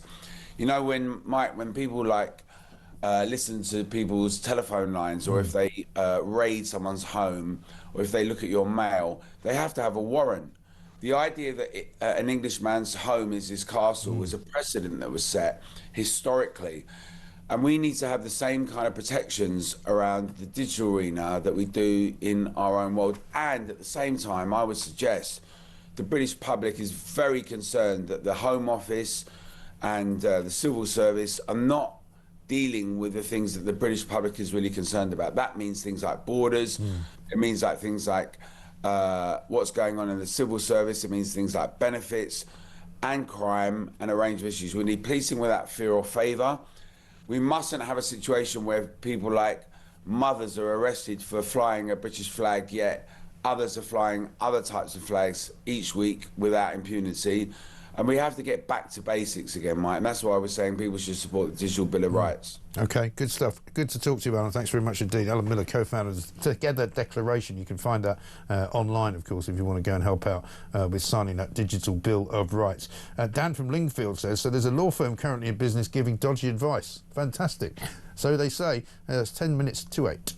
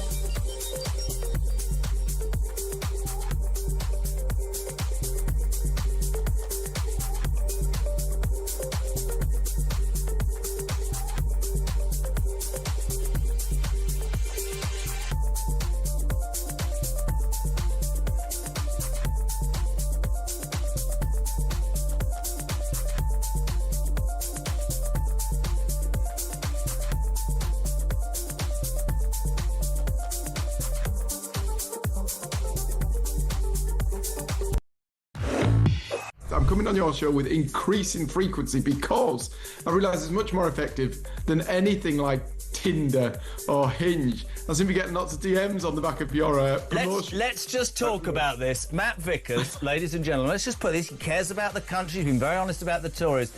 He's taken to going to IKEA with his parents at the weekend. The man is desperate for love, and every time he comes on the show, he gets DMs. Look at it this morning. If you notice, the shirt's undone to the waist. It's all going on, man. We're here to talk about politics, not your inability to get a girlfriend.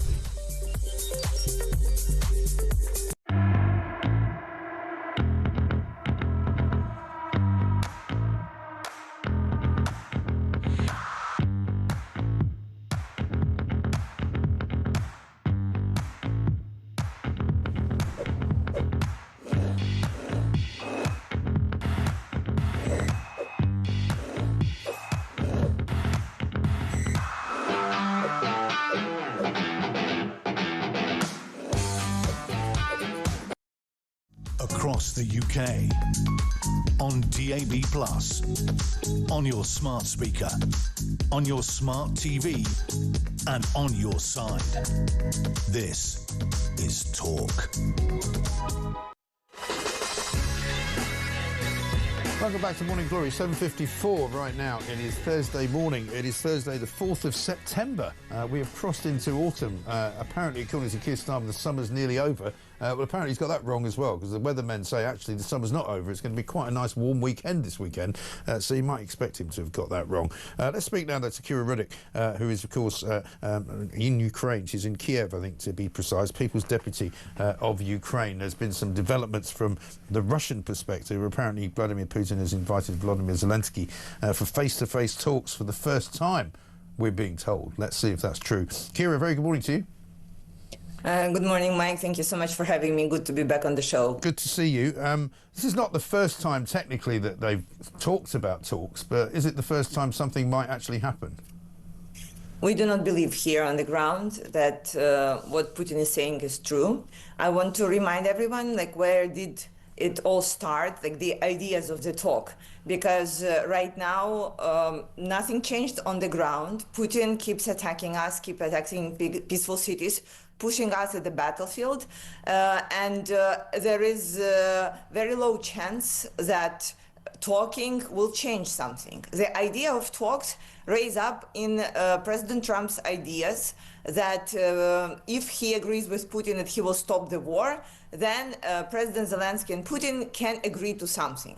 But what we see right now, Putin didn't confirm anything that President Trump said, like neither his willingness to accept security guarantees from the Western allies, not the idea that there will be trilateral talks, and not that he is ready for a ceasefire. So I think right now he's trying again and again to avoid sanctions because President Trump is threatening more and more that at some point he will be able to go ahead and impose sanctions. The truth is, in reality, nothing has changed. Putin is trying to win some time and people keep dying. Yeah, that is a problem, isn't it? And what about the likelihood of Zelensky sort of moving on this then? Will he say, I'm just not going to answer him, just not going to bother? What?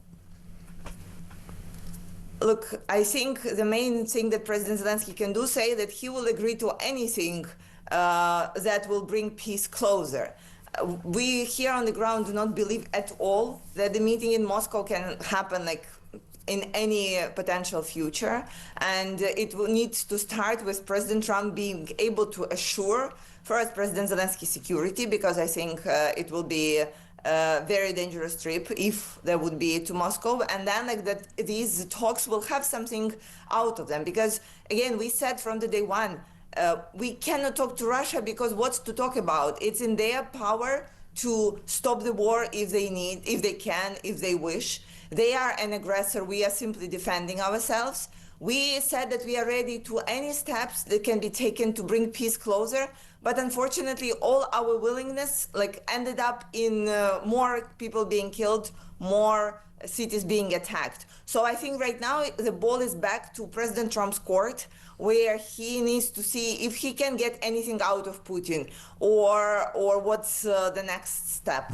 Yes, I can see that's why you would say that. Kira, good to talk to you. Thank you very much indeed. Kira Riddick there, People's Deputy of Ukraine, who doesn't hold out much hope for any meeting anytime soon between Zelensky and Vladimir Putin. She says they are the ones who can stop the war just by stopping killing people.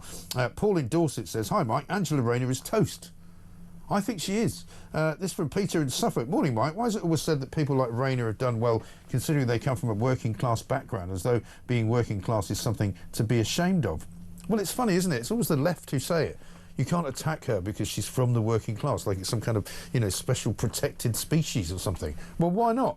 If you've got 3 pads and 0 excuses, as the front page of The Sun says, I think we are entitled to attack her for the use of taxpayers' money to feather her own nest, or possibly nests.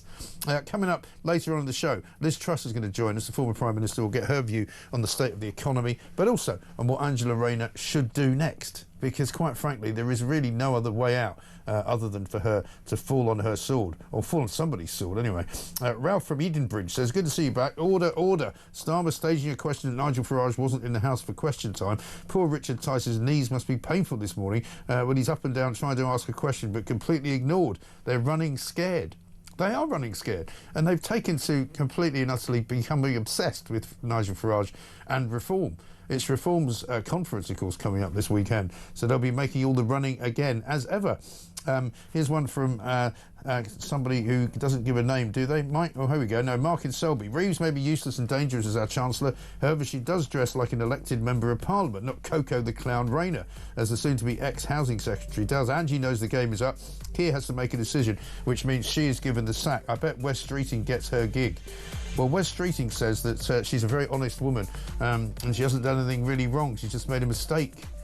Well, I'm sorry, when you're in government, you can't make those kinds of mistakes. It doesn't look good. And nobody believes her either. 0344 499 1000. Coming up, Kate Ferguson's here from The Sun on Sunday. Also, Robert Taylor, political columnist, plus James Johnson, former Downing Street pollster. It's all going on. This is Morning Glory. See you in a minute.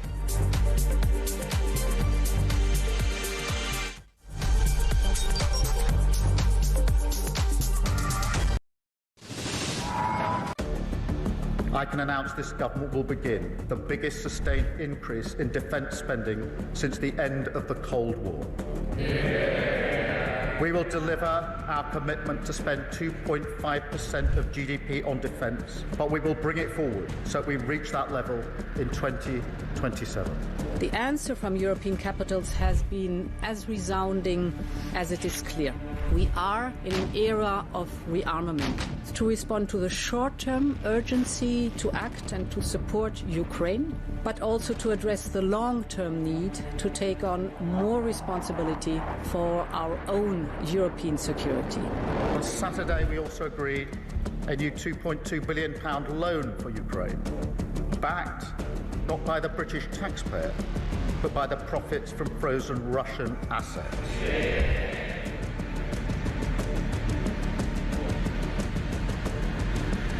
It is my pleasure to bring from His Majesty the King a letter. He sends his best wishes and his regards, of course, but he also asked me to bear this letter and bring it to you. So can I present the letter from the King to you? Thank you very much. Am I supposed to read it right now? Yeah, please do. I will do. I've got to tell him what your reaction is, so I need to know. I need to know. He is a great gentleman. A great, great gentleman. He said he thinks the war's going to go on for a long time, and he better not be right. Well, I just think he should be more appreciative, because this country has stuck with them through thick and thin. We've given them much more than Europe, and Europe should have given more than us, because as you know, that's right there, that's the border. What kind of diplomacy, JD, you are speaking about? What do you mean? I'm talking about the kind of diplomacy that's going to end the destruction of your country. Yes, but if you are not Mr. President, with respect, I think it's disrespectful for you to come into the Oval Office and try to litigate this in front of the American media. You're gambling with the lives of millions of people. You're gambling with World War III. You're gambling with World War III.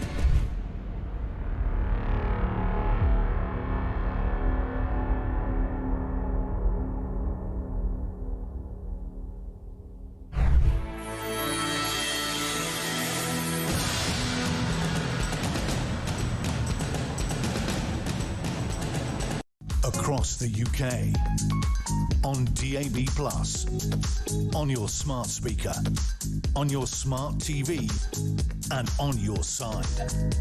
This is Talk.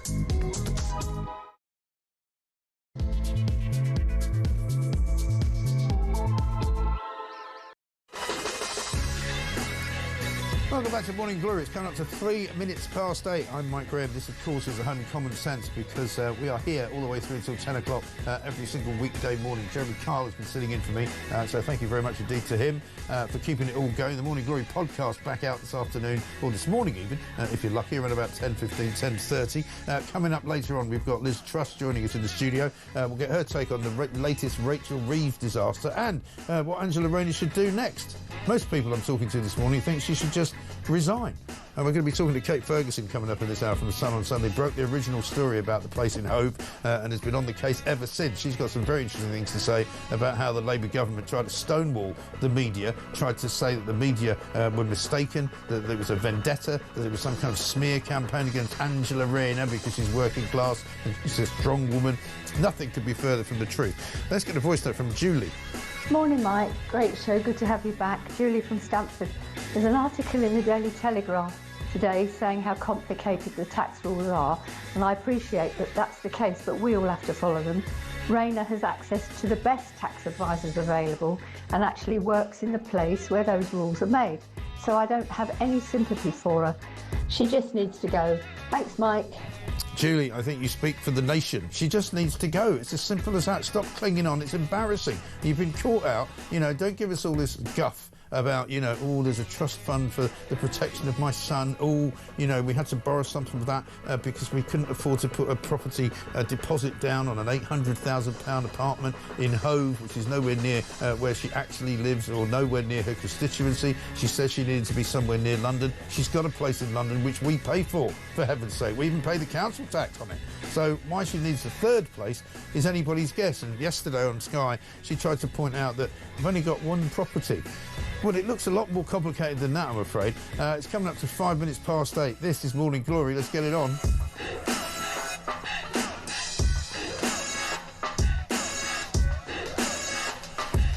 So many questions as well in The Sun today. 10 questions that she must answer. This one from Grant in Oldham regarding Rayner. When completing tax documents, don't you have to declare if you sought advice and if you have to give their details? I hope HMRC are checking this information now. Well, there's so many questions, particularly these two I like. Which law firm advised you to pay the lowest stamp duty rate? Were they property tax experts? And if not, why not? And was this original legal team in possession of the full facts to offer the correct advice? Two very important questions about what she knew and what they knew and when they knew it. Let's talk to Kate Ferguson, political editor for The Sun on Sunday, who's been on this story since the very beginning. Kate, very good morning to you. Hello. Very good to see you. Great piece in the paper today, by the way, in which you map out precisely how difficult it's been getting information out of the government.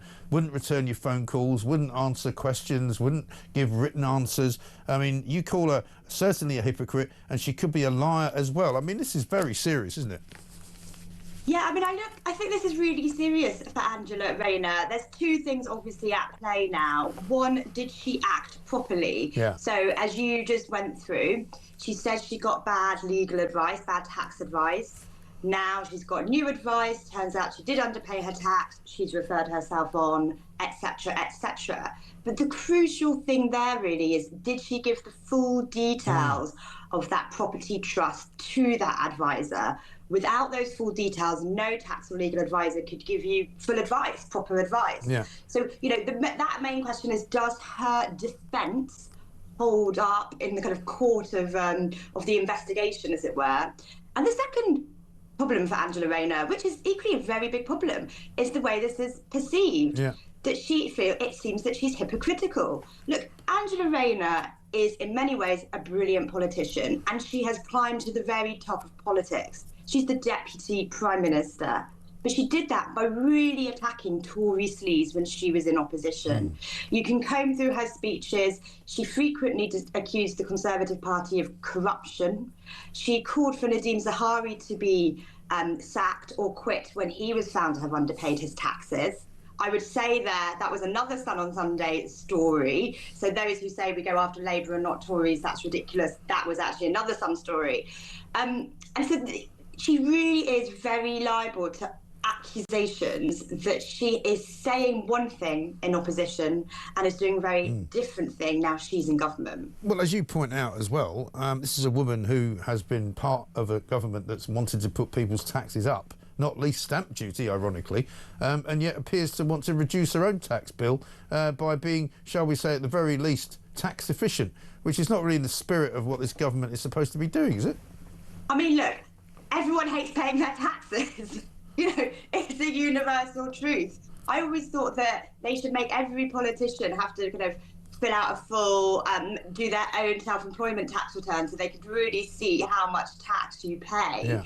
And that may make them think twice before they put up taxes for everyone else. But yes, look, they put up taxes in the last budget. And on November 26th this year, there's another budget and Rachel Reeves is going to be putting up taxes. And crucially, it looks like she's going to really try and squeeze those property taxes to raise billions more. Now, you know, if you're doing that as a Labour government, it's very, very difficult to then be seen to be trying to kind of cut your taxes, be tax efficient, however you want to describe it. And also, she talks about her tax affairs. She talks about how she only owns one property.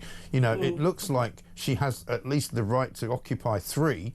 Now, she doesn't own the one in Ashton-under-Lyne because she's managed to buy her way out of it, and it would appear to be 50% owned by her ex-husband, where her family apparently live, where she goes from time to time to spend time with her children, but doesn't live there all the time. How is it then possible for her to register that as her main residence? This is the stuff that just doesn't pass the common sense sniff test. Right. So if you say to someone, where do you live? What's your primary home? Now, that's where they usually have a financial interest, but it's where they get up in the morning, go to bed at night. It's where they physically live. Yeah. I think this is really the big unravelling for Angela. By disentangling from that family home and moving out of her constituency all the way down south to the kind of trendy Hove Coast, it really raises questions about is she kind of playing the system? Right. So it looks like she's got one foot in the constituency, but actually her life is hundreds of miles away elsewhere. Right. And she's got, of course, the Grace and Favour mansion in London, which she says is not her main residence, because if it was, she would have to pay the council tax on it. Now, currently, it's paid for by taxpayers. So, as you say, it looks like every single thing that she's got going on with her property situation is designed for her to pay as little tax as possible. It's very complicated, her living arrangements, exactly, and that will always lead to questions over whether or not you're paying the right amount of tax in certain places. Look, this really goes back to the kind of transparency you need to see ministers in public life have. People do have complicated lives. Relationships do break down. People sometimes do live between homes. That is life. We are all aware of that. But as a government minister and as a Labour minister whose entire career was based upon attacking others for the slightest whiff of impropriety, you have to be fully transparent about what you've done and make sure at every stage you're paying the correct amount of tax. Yeah.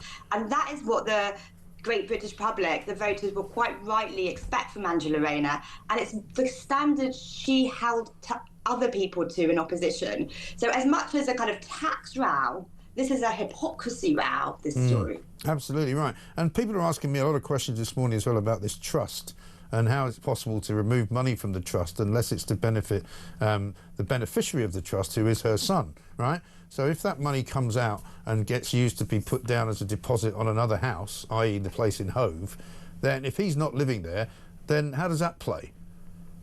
I have to say, these are complicated questions that both you and I won't be able to fully answer, because there was obviously settlements. We know some of the details of that now. The court order's been lifted, but lots of those details I won't have heard because they'd have only been said in court. Clearly, she had a financial stake in that original family home, and she's been able to sell that stake to her son. And, you know, I think that is just the way that it's able to work for them. So disentangling from it is obviously complicated. But I think the more kind of fundamental issue here is if you are disentangling, if you are withdrawing from that property and taking your money away from it, are you spending the correct amount of stamp duty on it? When the newspapers challenge you on that, are you being fully transparent with us? Are you or have you been kind of caught out? Because, you know, for a long time, for days and days and days, it was very clear for Angela's team that they denied these accusations. Fully, right? We were wrong. These accusations were totally wrong. And actually, you've got the same today. You've got government ministers going on the morning round accusing people of being sexist, classist. It's nothing to do with That's us not what being it was, sexist. is it? It is nothing to do with that. It's about transparency. It's about her having acted incorrectly as a minister when she is the woman who, in opposition, went on the attack on this exact same issue. Yeah. I really think it's quite lazy of some people in Labour to accuse us of sexism. I don't need any lessons in sexism. No, exactly right. Let's have a look at what Education Secretary Bridget Phillipson said on the BBC this morning. Angela Rayner acted in good faith. She did believe that she had followed all of the rules. For the avoidance of any doubt, she sought fresh legal advice, which came back and concluded that there was additional stamp duty that was owed. She wasn't able to talk about that fully until a court order that was in place, particularly in relation to her family, had been lifted. But once that had happened, and once the fresh legal advice had been received, she made a full statement, she gave an interview on this, and she referred herself to the independent advisor on ministerial standards. I think that is the right process to follow. That work will now carry on, and it's for the independent advisor to do that work thoroughly. God, how the mighty have fallen, eh? I mean, look, she must hate having to do that, and it's an absolute nightmare for all of them, right? But what do you reckon, in your very, very well-experienced opinion of what happens inside Downing Street when this kind of stuff's flying around?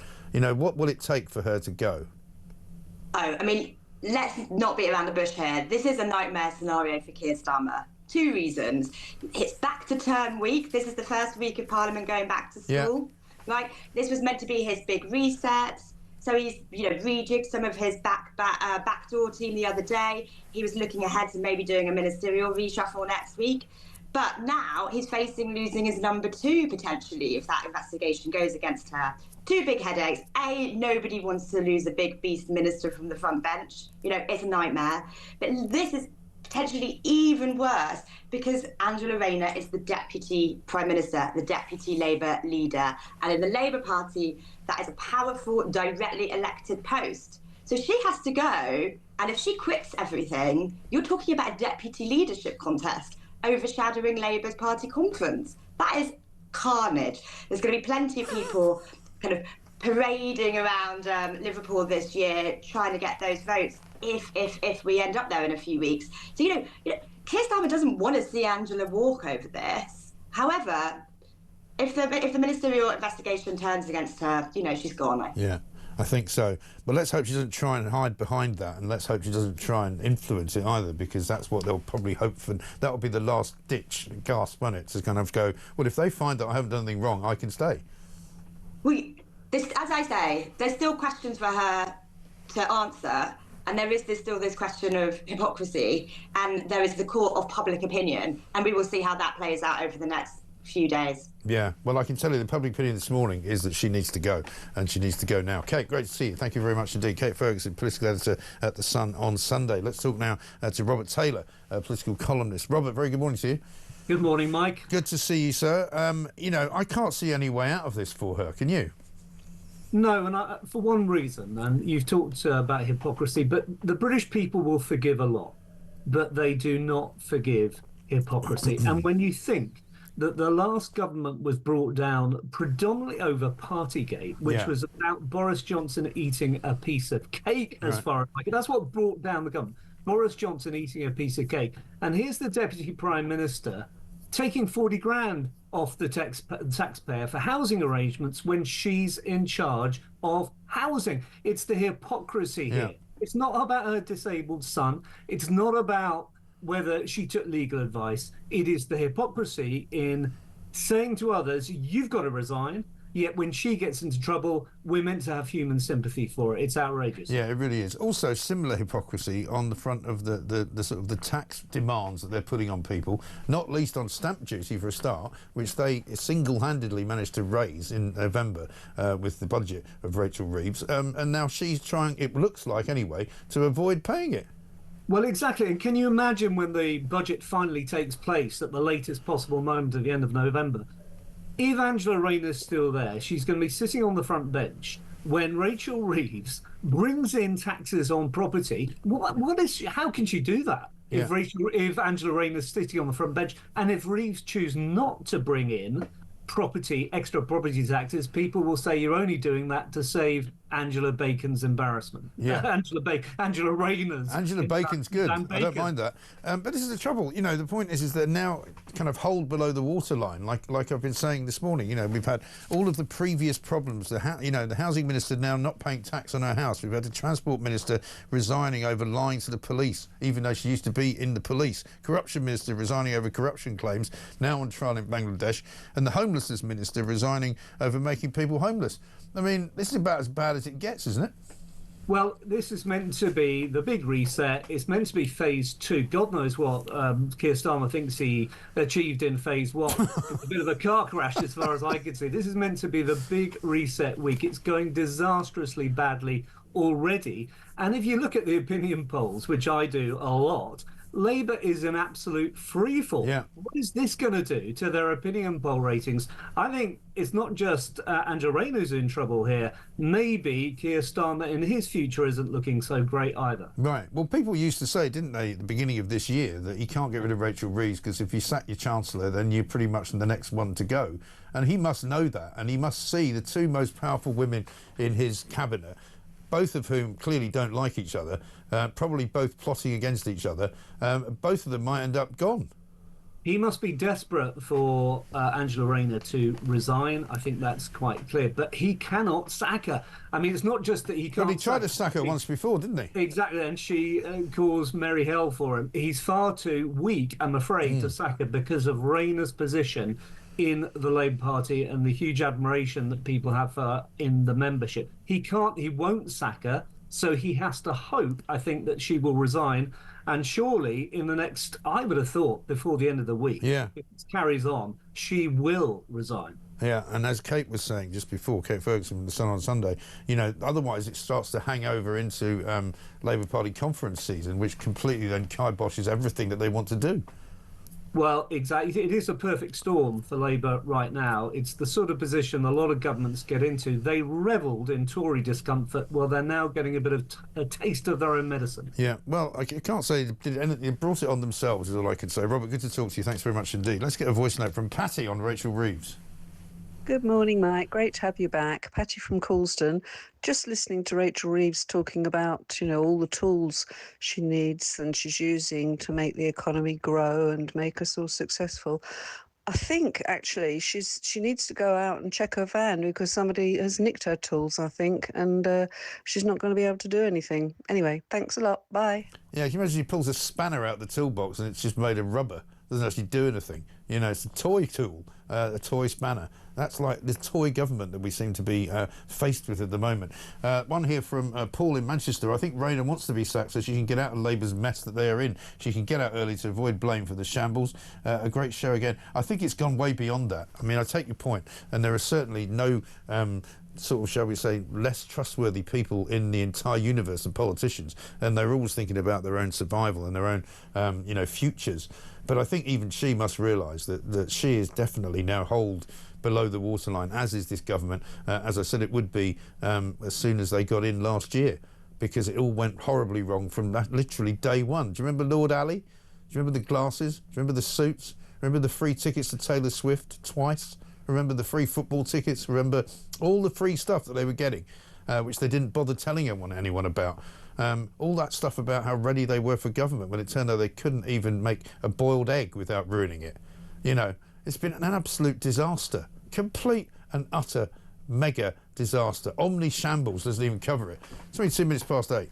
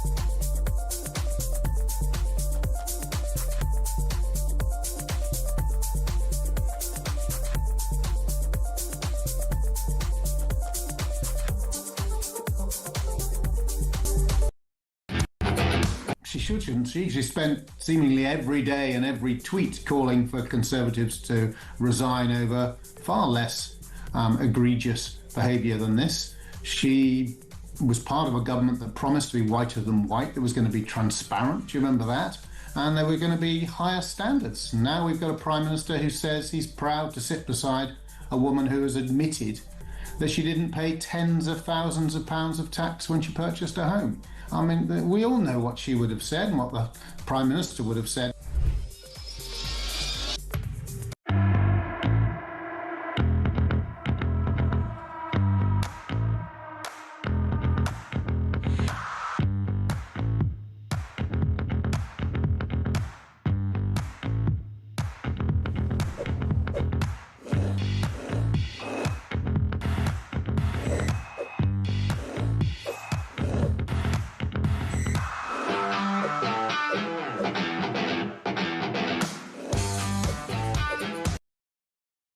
Across the UK, on DAB+, on your smart speaker, on your smart TV, and on your side.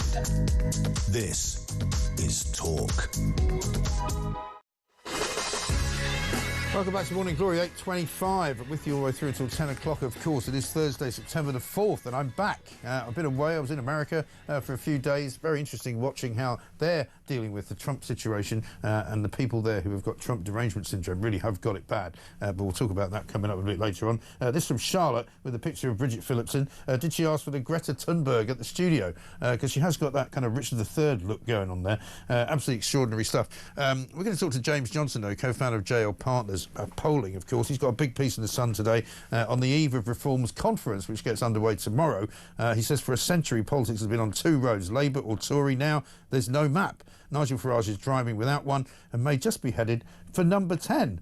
Absolutely amazing. I always did think that he would get there at the next election, and James now agrees with me. James, very good morning to you.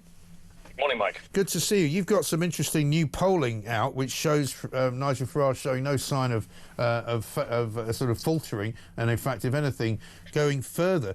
I just wanted to ask if that poll was done before the latest Angela Rayner debacle, or whether that had happened, because that's going to take Labour even further down the drain, isn't it? Yeah, just before, actually. So that effect is still to take place, and it could well dent Labour's ratings a little bit more. Look, Reform is in a fantastic position. They're 10 points clear of Labour in our latest poll. That's on 32% compared to Labour on 22%. That's the best rating we've ever had for Reform, both in terms of their vote share and their lead. Just think it's worth noting how historically significant this is. Those local elections earlier this year, no party, apart from Labour, the Conservatives, and the old Liberal Party of David Lloyd George and Herbert Asquith, ever won the local elections until Nigel Farage did Reform in May. And now they're 10 points ahead of Labour. So I think, all bets are off. He really could do it.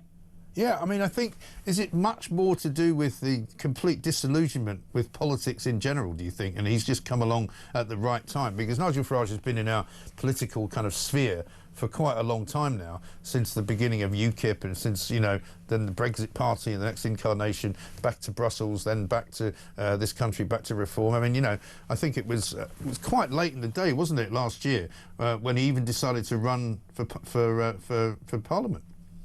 Yeah, absolutely. Look, I think there's two things. I identify two things in the piece, and both of them feed into a real sort of sense of lack of trust amongst the voters. One is immigration. For years and years, voters have been told by Conservative governments that immigration would come down. It hasn't, and then they see that Labour just can't get a grip of it. So that's number one. Number two is a sense that politicians over and over again have broken their promises. And trust has never been high in Britain. This is the glory of our democracy, right? We all have a good moan about how much we don't like the politicians. But actually, it's now at the lowest level I've ever seen. I did a focus group earlier this year in Grimsby, that place where Andrea Jenkins won for Reform. And I've never seen such a sort of dejected group of voters about the state of Britain, about where it goes next. Yeah. They're choosing Reform not because they're suddenly, flag carriers, card carriers of Reform UK, but because they feel like they have no other option. Yeah. There's nowhere else to turn. They may as well give Nigel Farage a try. Well, I get this all the time. Whenever I have Tory former ministers on, or Tory, shadow ministers now talking about immigration, people just say, I don't know why you bother. because, you know, they were in for 14 years. They made it so awful in the last sort of 5 or 6. You know, don't forget, Boris Johnson came in 2019 and promised us we would get net migration of 20,000. You know, now we're getting Robert Jenrick this morning writing in the Telegraph saying that he wants a new phrase, you know, which is net emigration, not net migration. But again, you know, ordinary Conservative voters who have now given up on them are saying, why are you even bothering? Yeah, and I think the really striking thing in the data is that there are more Tories for reform to win. These sort of people who tend to be a bit older, less likely to be university educated, more likely to be working class, voted Leave in 2016. There are still some of them for reform to pick up, so they haven't necessarily hit their ceiling on it next. Just very quickly on the migration point, Mike, that you make there, even some of Labour's reforms are showing up the Tories. You know, in the last week or so, we've had Labour say, you know, we're going to stop, you know, children coming as dependents for asylum seekers, some other reforms. The reaction from voters has not been, oh, well done, Labour. It's been, wait, that was allowed under the Tories? How does that compute? So all of this is a gift to reform. Yeah, it really is. And I mean, I suppose the only other question about them is, can they actually galvanise themselves, motivate the people around them? Because, you know, they've got a very small number of MPs. Quite often they get criticised because they couldn't even manage that, you know, with a couple of defections and a couple of arguments and all of that. I'm not one of those, by the way. But they've got to find an awful lot of candidates between now and whenever the next election is, which, by the way, is looking closer than it was a couple of weeks ago. Totally, and I think there's a few things that do cloud the journey to number 10 for Nigel Farage. One is, could the Tories bounce back if they get Robert Jenrick in as leader? That is possible, and you could see that potentially happening. It's 4 years is a long time to be front runner, and Nigel Farage is going to get under siege a bit. There are other concerns as well. Keir Starmer is still seen by the public as a better Prime Minister than Nigel Farage. There are a lot of left-wing voters who aren't currently saying they vote Labour, but Keir Starmer will be hoping to scare them into voting for them. The other thing is, Farage has got a flank on his right. The Rupert Lowe's of this world, even the Elon Musks, who are pushing on Twitter for more sort of radical deportations and more sort of far-right policy.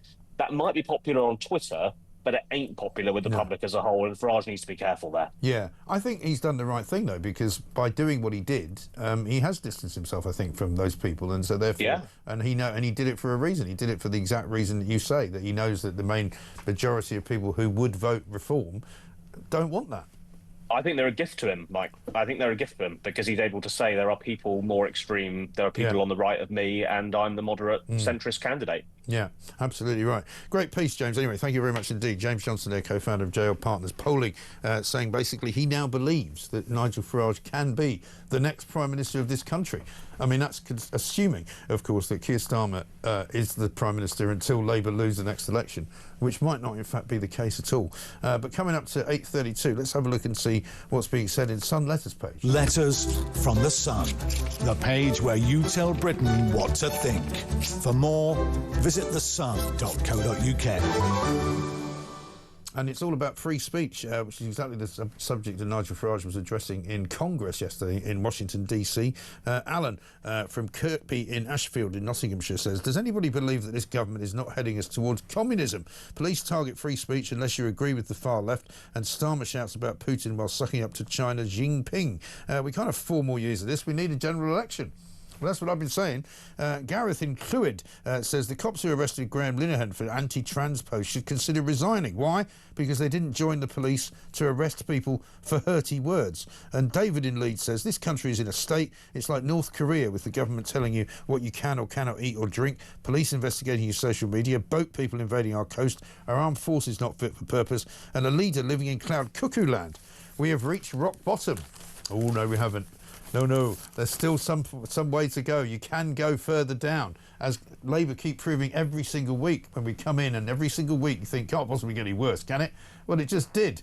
Let's get a voice note from James. Morning, Mike. It's James from Blackburn. Welcome back, sir. Just in time to watch Angela's career go down the gurgler. I have sought legal counsel to make sure it was done proper. Well, Ange, it wasn't done proper. We know what you've been up to. You've been rumbled and you're finished. Goodbye. Yep, I'm afraid it's the only conclusion you can come to. Anyone who thinks that she's not finished can only be in the government.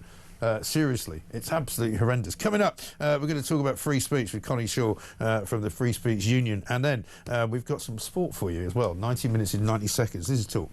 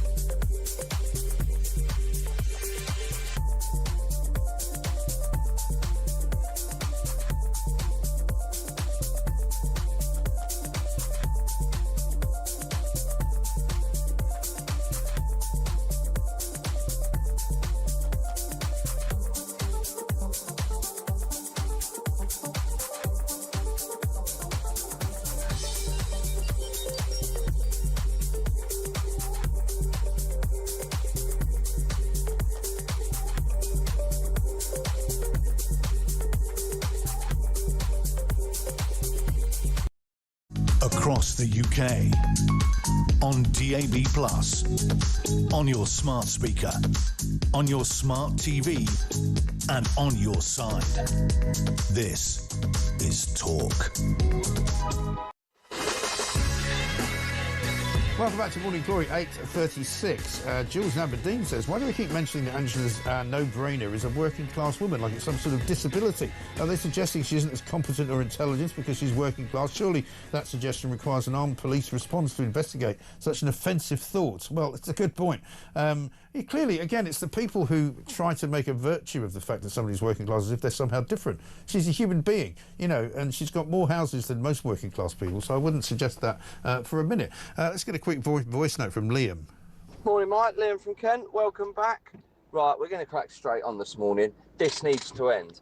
The hypocrisy now is taking the biscuits.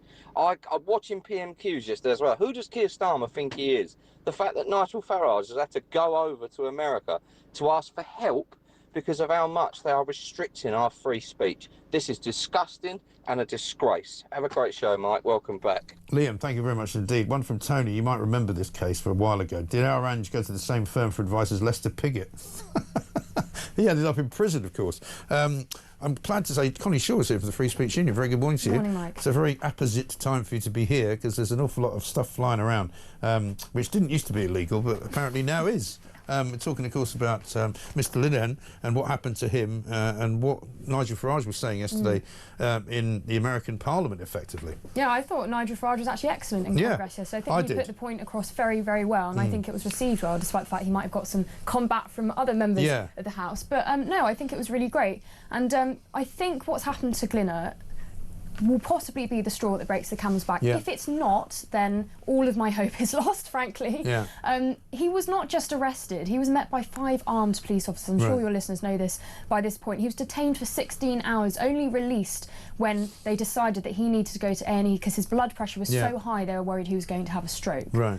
Which is an extraordinary kind of ending for something that happened months ago, for a start. Yes, I know. The tweets, they were posted in April, and all of a sudden, without any prior warning, he was on the way home for a separate trial that he's involved in to go to that. And, you know, not that I think that he should have been asked to go to an interview for what he's allegedly done, but perhaps they thought, well, he's already come back to go to this other matter. Let's maybe just call him for an interview rather than meet him with 5 armed Well, police do what they officers. used to do, which was to ask you if you'd like to come to the police station voluntarily to answer a few questions, which is entirely within their remit to do.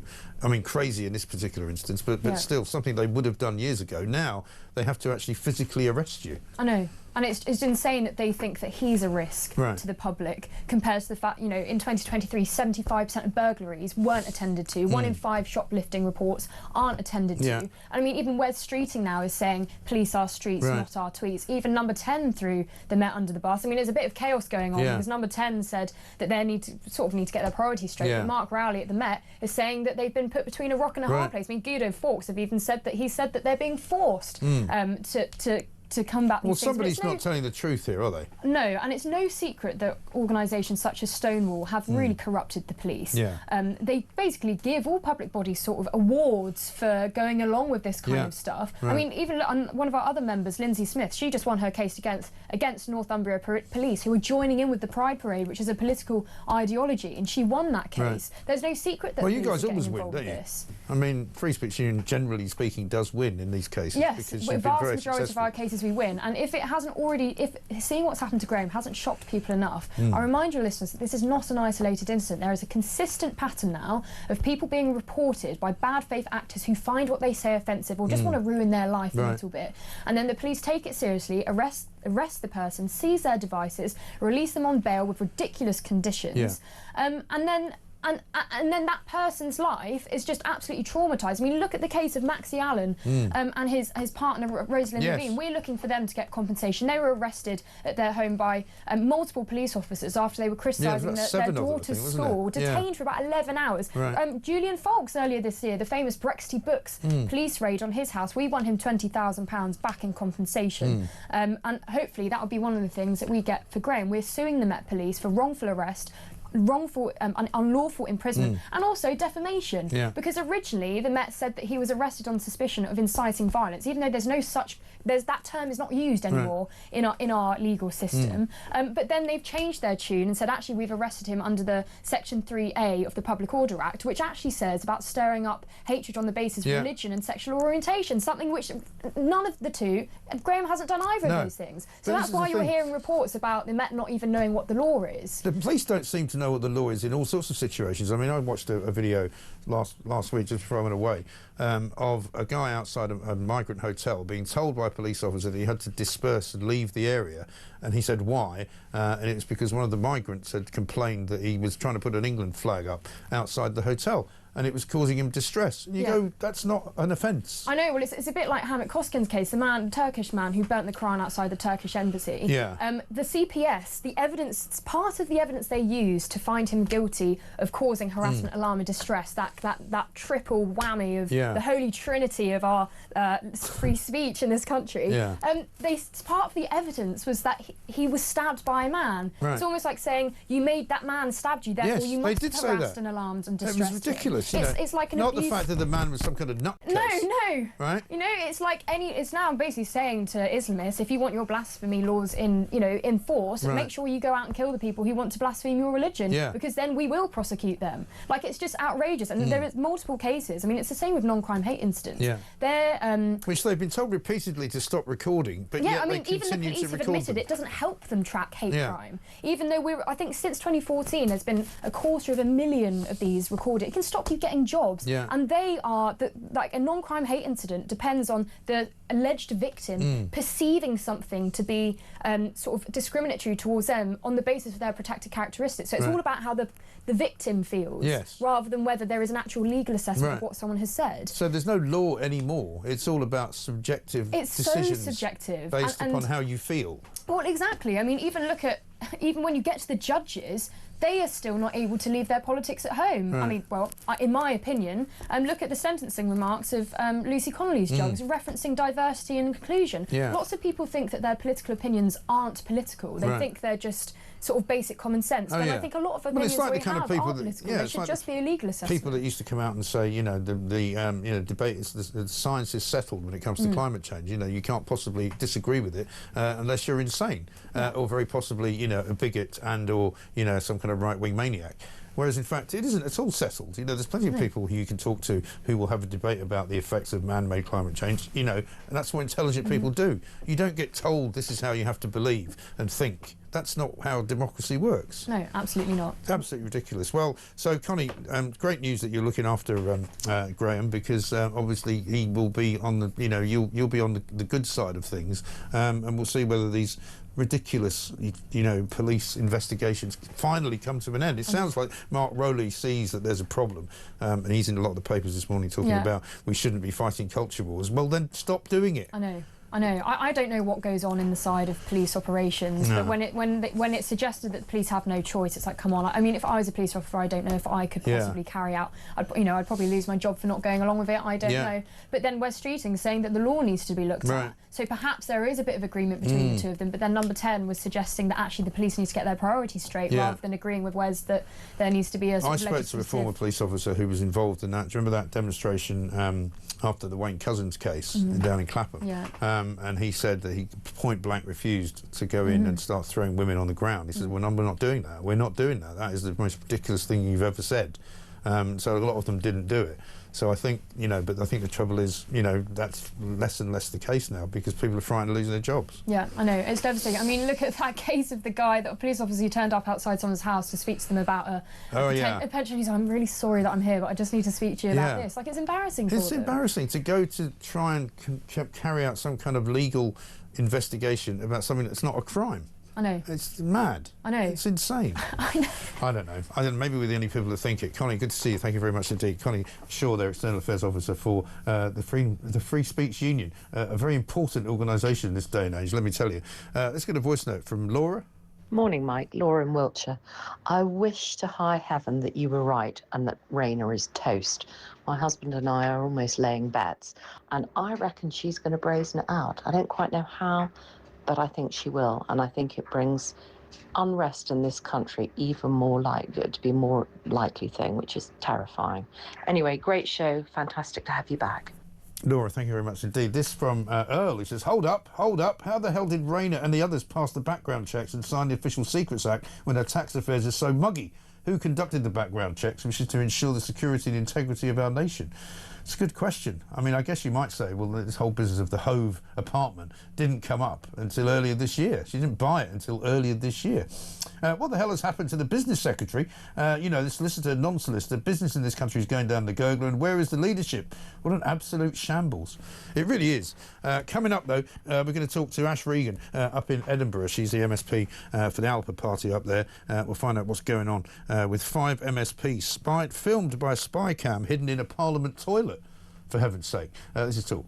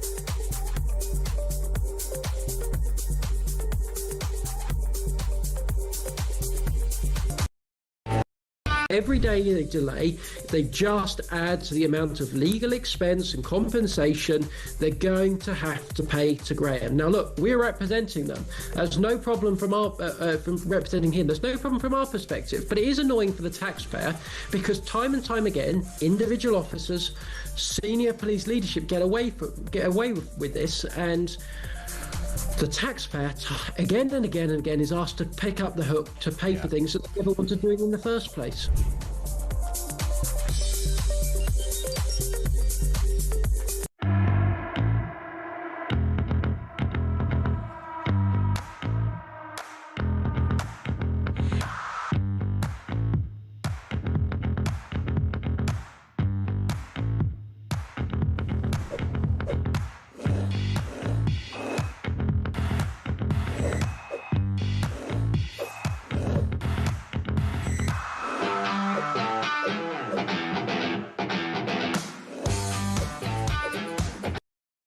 Across the UK, on DAB+, on your smart speaker, on your smart TV, and on your side.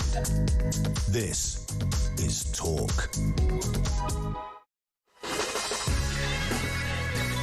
Welcome back to Morning Glory, coming up to very nearly 10 minutes to 9. I don't know where the time's going. I don't know what the weather's doing either, by the way, because it's looking a bit dark outside. There was a lovely sunrise, and now it's all suddenly gone a bit wet and dreich, as they say in Scotland. Angela Rayner risks reigniting the Freebie Gate controversy, it says here, after accepting £1,100 in complimentary tickets to Brighton Pride, which she registered just one day before news of her new flat emerged. That's coming out of the Express, we believe. We'll bring you more on that. Liz Truss coming up later on in the next hour. We'll tell you what she's going to have to say about Angela Rayner and about the state of Rachel Reeves too. Ash Regan coming up shortly, but first, let's get 90 minutes in 90 seconds. 90 minutes in 90 seconds from the Sun. And it is, of course, time to talk football. World Cup qualifier coming up on Saturday at 5 p.m. England versus Andorra. England always seem to play Andorra, don't they? Morning. Yeah, hi Mark, how you doing? Yeah, it's happening a bit too often. I can't believe it's a sellout at Villa Park. Still 40,000 people going to go and pay to watch it. Right. For what's probably going to be a boring 4-0 win. So. Yeah, there you go. But there's a really difficult game on Tuesday where England are going to play Serbia, and I actually think they might even lose that. Yeah, right. And I mean, World Cup qualifying goes on for a while. What do they need to do? Do they have to top the group? Do they have to not come anything worse than second? Yeah, they have to top the group now. If they finish second, it'd be a playoffs. And, the last few years, England have been so used to just sailing through qualifiers, haven't they? I mean, I think we forget that it wasn't that long ago, 2008, Steve McLaren, Wally and the Brolly, when we didn't used to always qualify. Didn't qualify for the 1994 World Cup, the last time the World Cup was held in the United States. Right. Of course, it's going to be in the States, Canada and Mexico next summer. And as I said, if we win in Serbia next Tuesday, fine. But if they lose all of a sudden, because I don't think the squad's as good as everyone thinks it is, I think we could have a few problems. Well, they just underperform a lot of the time, don't they? That's the real problem. Lucas Paqueta suing the FA. What's that about?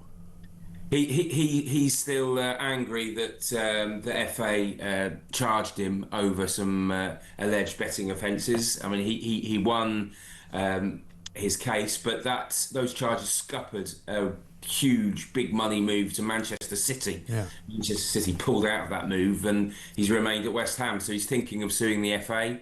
I hope it doesn't come to that. Yeah, let's hope not. And Michael Owen, gutted that he's not remembered for being the best player in the world. I like this one. This is good. I think we all forget that he actually won the Ballon d'Or. It probably wasn't such a big thing then, the Ballon d'Or, as it is now. He was the top Premier League goal scorer at 18. Yes. And then he sort of suffered hamstring injuries in his early 20s, and unfortunately his career dipped. But he was one hell of a player. And I sort of do see where he's coming from, really. I think people do forget he was an absolutely brilliant footballer. He took the World Cup by storm. Well, that goal against Argentina will go down in history as one of the greatest goals ever, won't it? Exactly. And I tell you what, if he was that player now, I cannot even think how much money he'd be earning now, but it'd be silly money. Of course, he earned a good living. But I think he was one of the world's most sort of up-and-coming players at one stage, but I think now he's remembered as a bit of a sort of he was okay. Yeah, because he just got once he lost the speed, it wasn't quite the same. But listen, Charlie, great to see you. Thank you very much indeed, Charlie White, football editor at the Sun. That was 90 minutes in 90 seconds. 90 minutes in 90 seconds from the Sun. Now let's talk to Ash Regan. She's up in Scotland, of course, for the Alapa party in Edinburgh. Or maybe she's not, actually. I'll read you this instead. It's good for Farage to badmouth this awful, disgusting country, says Sharon, because it is an awful and disgusting country to live in. Yeah, I see what you did there. And a couple of other people say, Adrian says, my ignorance is no defence in the eyes of the law, unless you're a government minister or you're an illegal migrant accused of sexual assault or worse. Anyway, it's great to have you back. And one from Robert in Lincoln. He says, when Angela Rayner resigns, the Labour Party should set up a GoFundMe for a rock in Ethiopia for a don't crawl under. Great show. Yeah, I mean, I do wonder about that. And Dean in Oxford says, will Labour dare put Angela Rayner at the dispatch box to cover for Starmer at PMQs when he's on one of his jollies? Well, Starmer must be walking around in Downing Street today thinking, what do I have to do to get any more unpopular? You know, it is absolutely extraordinary. Hello again, Mike. 2 words, Labour scum, says Peter. And if Angela Rayner loses her job, maybe she could contact Serco to change the flat to an HMO, says Steve in Leeds. Lots more to come in the next hour. Liz Truss is going to be joining us. We'll get her take on Angela Rayner's situation and also, of course, on the state of the economy. But Ash Regan is here now, MSP for Edinburgh Eastern with the Alapa Party. Ash, very good morning to you. Good morning, Mike. How are you? No, very well indeed. Good to see you. Let's talk about a big protest that's coming up at the Scottish Parliament for Women's Scotland. What's that about? Yes. So your alert viewers will remember that For Women Scotland are the group of just 3 women, you know, very ordinary Scottish women, mothers, who fought their own government all the way to the Supreme Court and won, which is obviously a very unusual thing to be doing. We're in the situation now, though, where although the law has now been clarified by that, you know, very courageous struggle taken on by those brave women, the Scottish Government has not really responded. So it's been 5 months since the Supreme Court judgment, and the Scottish Government they're paying lip service to it. They're sort of saying, well, we accept it, but they're not making any concrete plans to change what's going on in Scotland in order to reflect the fact that many of the things that are going on in Scotland are now, in fact, illegal. Yeah. So the most obvious example of this is we have school guidance operating in Scotland, which means that in a number of schools in Scotland, there are no single-sex toilets. And we know that's having a very detrimental effect on particularly girls who don't want to use a toilet where they don't feel they've got privacy, dignity and safety. And also we still have highly dangerous, violent males in the women's prison estate. So this protest, which we think will be very well attended today, is to continue to put pressure on the government and to say to the government, you know, women are absolutely sick of this now. The government need to get their finger out and they need to make sure that all the public sector in Scotland is in line with the law. And the protest is called Women Won't Wait. Yeah, because the NHS is sort of dragging its heels around a bit in Scotland on this as well, isn't it?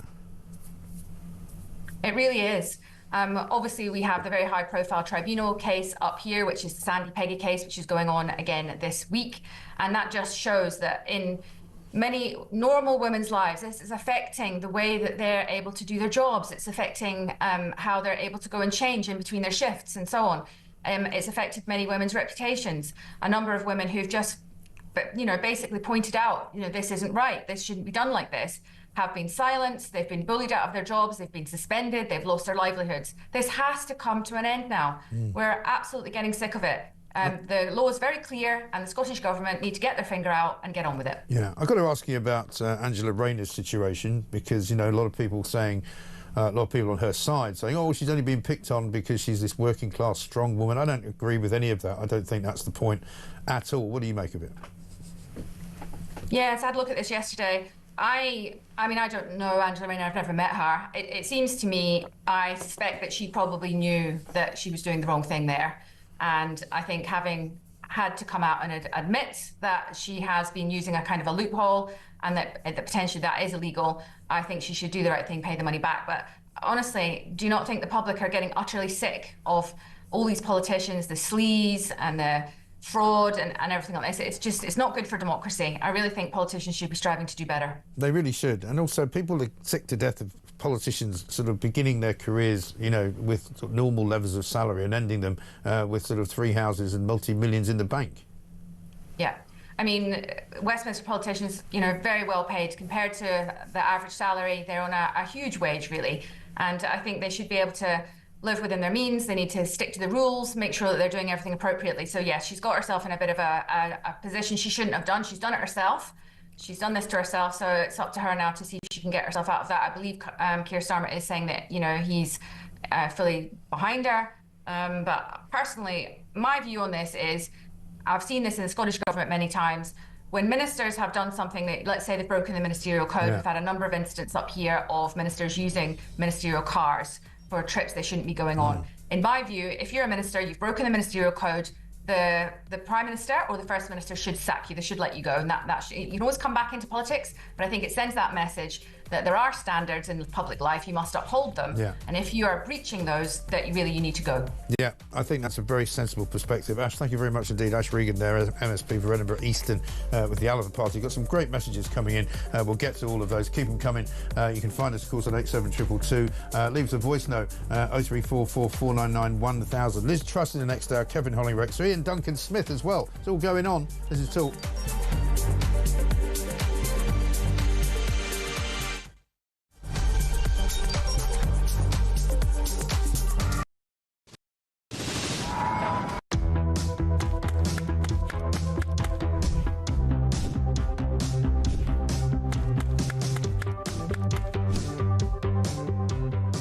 Is it transphobic to say only women have a cervix? Well, it is something that shouldn't be said. It is not right. A woman is an adult female, and the court has made that absolutely clear. I actually welcome the judgment because I think it gives real clarity. It allows those that have got to draw up guidance to be really clear about what that guidance should say.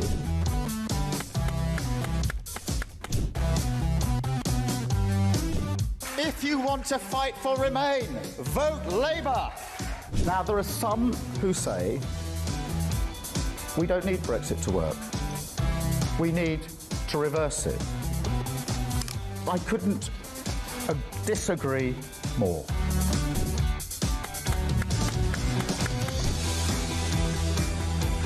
Day after day, there are new allegations of sleaze, of favours, of privileged access. And it's all very well the Prime Minister saying, well, say now, well, I'm paying for it. You've decided to repay £6,000 worth of gifts.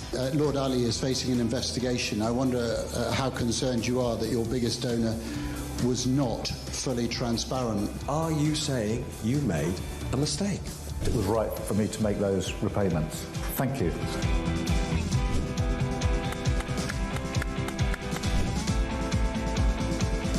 Of course, I wouldn't want Donald Trump round for dinner, but don't underestimate the danger to the world if Trump is re-elected this time around. I'm anti-Trump.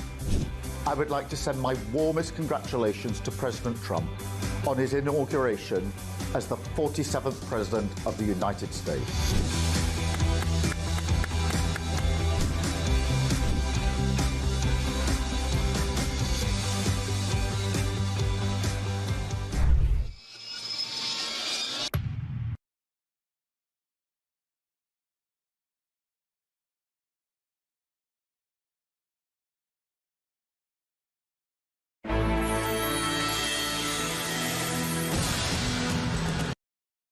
Across the UK, on DAB+, on your smart speaker, on your smart TV, and on your side. This is Talk.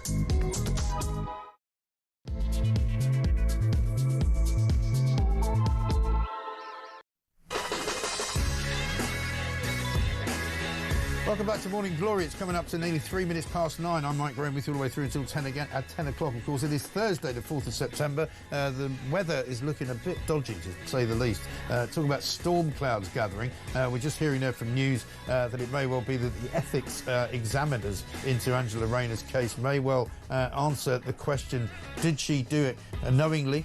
Did she break the ministerial code? Did she do anything wrong? They may give us an answer for that later on today, is what we're hearing from from our news department. We'll see if we can keep you updated on that. Certainly what we'll know is that it will be another breathtakingly ridiculous moment for Keir Starmer if in fact it turns out that he's got it massively wrong. He said he's going to do everything he can to keep Angela Rayner in the job. Here's what he used to say about ministers and politicians who avoid paying their taxes. That any politician who seeks to avoid the taxes they owe in this country is not fit to be in charge of taxpayer money. And Angela Rayner's in charge of quite a lot of taxpayer money, it turns out. And not only that, but she wants to bring in new laws that are going to make it more difficult for landlords to make money, going to make it more difficult for individuals to buy and sell houses because of the increasing cost of stamp duty. She's responsible for bringing an awful lot of legislation in, which will mean that most people are going to actually find themselves worse off. We keep hearing from Rachel Reeves, the Chancellor of the Exchequer, that she wants to put growth back into the economy.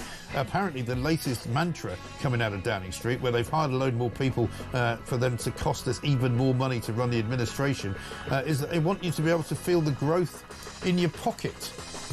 Well, I don't know about that. It doesn't sound like the greatest slogan I've ever heard. The pound in your pocket is one thing. The growth in your pocket would be something completely different. 0344 499 1000 is the number. Kevin Hollingworth's here. Sir Ian Duncan Smith. Liz Truss is going to be joining us a little bit later on this hour as well. I'll be asking her what on earth should Angela Rayner do? And if she was Prime Minister, I'm sure she would sack her. 0344 499 1000. Lots of other stories going on as well. Robert Jenrick talking this morning about wanting a net emigration figure.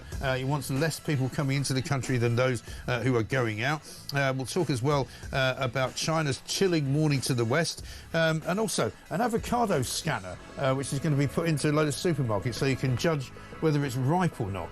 I mean, have we reached peak idiocy in this country? It's 5 minutes past 9. This is Morning Glory. Let's get it on.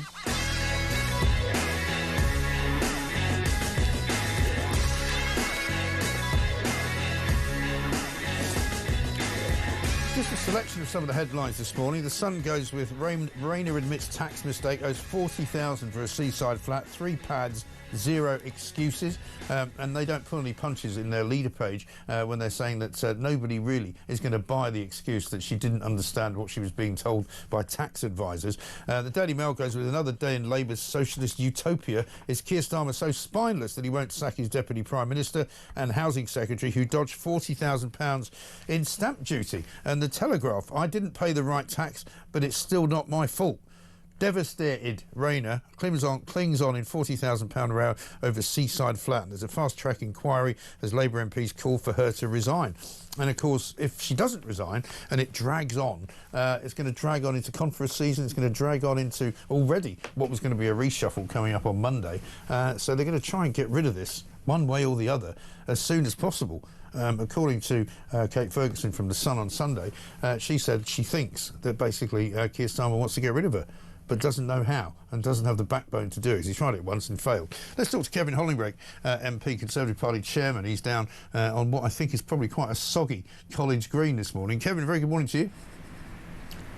Morning, Mike. It's a bit drier now. It was very soggy. Oh, good. Glad to hear it. There's a few storm clouds gathering over Downing Street this morning. We're hearing from our news department that this ethics advisor may come back sooner rather than later. Well, I think that would be good, but I don't think that can get Angela Rayner out of this very difficult situation she's in. You know, we're talking not just about a Member of Parliament, we're talking about the Deputy Prime Minister. She's the Housing Secretary. And she seems to be saying the rules that she broke, and she has broken them and admitted to breaking them, were somehow obscure, needed expert legal advice. Well, you can go on the website, Mike, HMRC, put higher rates of stamp duty. One of the first things it says is that if you're named in a trust, that qualifies as your first home. So any other home would then carry the extra levy for a second home, which has been increased by this Labour government. So I don't think she's got a leg to stand on. And particularly the fact that she's been it's always taken the moral high ground and been very sanctimonious with others about paying the tax that is due, and the people should resign if they don't, if they are politicians. And given that position, I just don't see how a position is tenable. No, I agree. And I mean, apart from anything else, the ridiculousness of the situation is that it was the Chancellor of the Exchequer under her presumed watch who said we're going to put up stamp duty. So I mean, the idea that you don't understand the new rules on stamp duty when you've actually changed them as a senior member of the government is ludicrous and laughable. And I don't know anyone who's bought a house within the last several years who is not told immediately what the stamp duty liability is, because they want to know if you can afford to pay for it. Quite. And they should have had stamp duty advice when she bought that. You've got to fill a form in when you buy a house and says, do you own the homes, and are they in a trust, and all those kind of things. And she kind of trying to change the story to suit her purposes. She's saying for council tax purposes, her house in her constituency is her primary home, but she's saying for purposes of stamp duty, her primary property is the one in Hove, her second home. So it just doesn't make any sense. She's clearly understood to some extent what she has done, and given that and her previous position and the fact this government's increasing council tax, it's increasing capital gains tax, it's increasing stamp duty for second homes, it's probably going to increase tax further on property at the autumn budget in November. I just don't see how she can avoid the inevitable. She's going to have to resign. And I'm told that, according to the annals of Labour Party history, you can't sack a Deputy Prime Minister, which means that if he sacks her as Housing Minister and Levelling Up Minister, and she's still got one job, which is Deputy Prime Minister, or Deputy Leader, shall we say, of the Labour government. Well, it's an interesting point, because this is an elected position, so you may well be right, Mike. I hadn't thought about that, to be honest, but the reality is it shouldn't. I mean, Keir Starmer's never going to sack her because he hasn't got the backbone to do it. He must be the weakest Prime Minister we've ever had. So, but Angela Rayner, I think it's in her interest. This is not a happy day for me to stand here and ask for a fellow politician to resign, but I think what I would do in similar circumstances, if I've taken the moral high ground on payment of your taxes and said that people who don't do that and don't observe the tax rules should resign, I would have to resign myself. So I don't think she has any choice. She should resign her position as Housing Secretary and Deputy Prime Minister. And I think she could maybe come back in the future if she did that, because I think people would see then she's basically paid for a mistake. But that's a decision for her, of course. But I think she'd be well advised to do that. But they're saying it's a mistake, and you know, she's basically saying it's not her fault. She was badly advised. You know, whether you take that at face value is one thing, but HMRC certainly would not, I would say it was a mistake. They don't believe in mistakes. They believe in people paying tax, and if you don't pay it, they not only charge you a penalty, but they might prosecute you. Well, that's right. I think there's a sense of fairness here, a very important issue of fairness here. So as well as the independent advisor for ministerial standards, there's also the point, have you followed the tax rules, and would a citizen, a normal citizen, who's not a politician, be investigated by HMRC in these circumstances? And I think they would. I think the HMRC wouldn't simply say, oh, don't worry, it's a mistake. So that's why we've written to HMRC to say you should investigate, because other citizens would be investigated, and if she is found guilty of it, they can apply a penalty in terms of the charge, in terms of the tax that she hasn't paid in the first place. Right. Yeah, I mean, I was late paying my VAT one month, and I got fined £1,000, even though I paid it every single time on time. You know, I didn't get to say, oh, sorry, I made a mistake, or actually my accountant made a mistake. You know, I just had to pay up. Yeah. And it's absolutely right that politicians are judged by exactly the same standards and held to the same standards by whether it be HMRC or any other part of our system. So I don't think Angela Rayner can simply say, I made a mistake and there's no consequences. I don't believe that at all. No. I think, you know, if you've taken a certain position in terms of you should pay your taxes, particularly at a time when other people are facing higher taxes, and you haven't done that, I just think there's no way she can stay in post. Exactly right. Kevin, good to talk to you. Thank you very much indeed. Kevin Hollenreich, MP, Conservative Party Chairman, saying there is no way Angela Rayner can keep her job. That's what he believes. Barbara says this morning, Mike, welcome back. I'm a working class woman, born on a council estate, poor as mice. I've done well for myself and I'm now very comfortable. It's not a disease to be a working class woman. Stop insulting me, all you lot who are using it as a defence of Rayner. As for the tears of guilt and getting found out, save me. says Barbara. Well, I think that's a sentiment that an awful lot of people absolutely agree with. And how about this from Mark in Addleston? When I made a mistake on my tax return a few years ago, HMRC were horrible and merciless. According to them, there are only two options. You made an honest mistake, so you accept a fine, or you try to dodge tax, in which case you accept a larger fine and more penalties. There's no grey area, and it was horrible, and it wasn't for 40,000 quid. I'd be interested to know how HMRC respond. Well, let's ask Ian Duncan-Smith, former Conservative Party leader himself. Sir Ian, very good morning to you. Morning, mate. It seems to be a real mess, this, doesn't it? I mean, this does not look to me like a woman who didn't have any clue about what her tax liabilities were and somehow took the wrong advice and somehow forgot to pay something. But the funny thing about HMRC is that they never take that as an excuse. In fact, they're relentless. I've got constituents who got very badly advised, very unfairly, but they've been very, very reluctant to accept that the companies that brought them into different tax positions actually told them a lot of lies and misrepresented them. But the HMRC still want their tax back. And if they do that for ordinary people, it has to apply to everybody. Well, of course. Yeah, and it's listening to you earlier on talking about this, and the thing about Angela Rayner is that she has never held back on attacking people personally. All through her political career, she's attacked me, she's attacked others. It's always been whipping up anger at the Tories. She used to shout Tory scum, all this sort of stuff. So before we get too teary about all of this, this is somebody who has used all those mechanisms to get after other people. So, you know, let's just take a pace back from the tears and say this decision, whatever it is, has to be made by Starmer. And the thing about the decision hasn't really got out there much, which is the question to Keir Starmer is, when did you first know about this tax problem? When was it? Because you couldn't have just discovered it yesterday or the day before. You must have known before that, because no doubt she was certainly trying to find ways to resolve it. So when did he get told, and why, if he got told days ago, did he not take any action? And the final question you were asking earlier on, quite rightly, is that if she was to lose her job in the government, which is the paid job, he cannot remove her from the job of Deputy Leader of the Labour Party, which comes with the title Deputy Prime Minister, although that is not a paid job, as I understand it. Right. So she would not be in the Cabinet any longer, but she'd still be a senior figure in the Labour government. And you quite rightly point out what Keir Starmer knew and when did he know it, because he was defending her up until relatively recently, not just defending her, but attacking anyone who was asking questions, saying that there was a smear campaign against her, saying it was sexist, classist, you know, all of the most ridiculous accusations. And quite frankly, really, if he was doing that and he knew what she had done, then he's misleading the public, isn't he?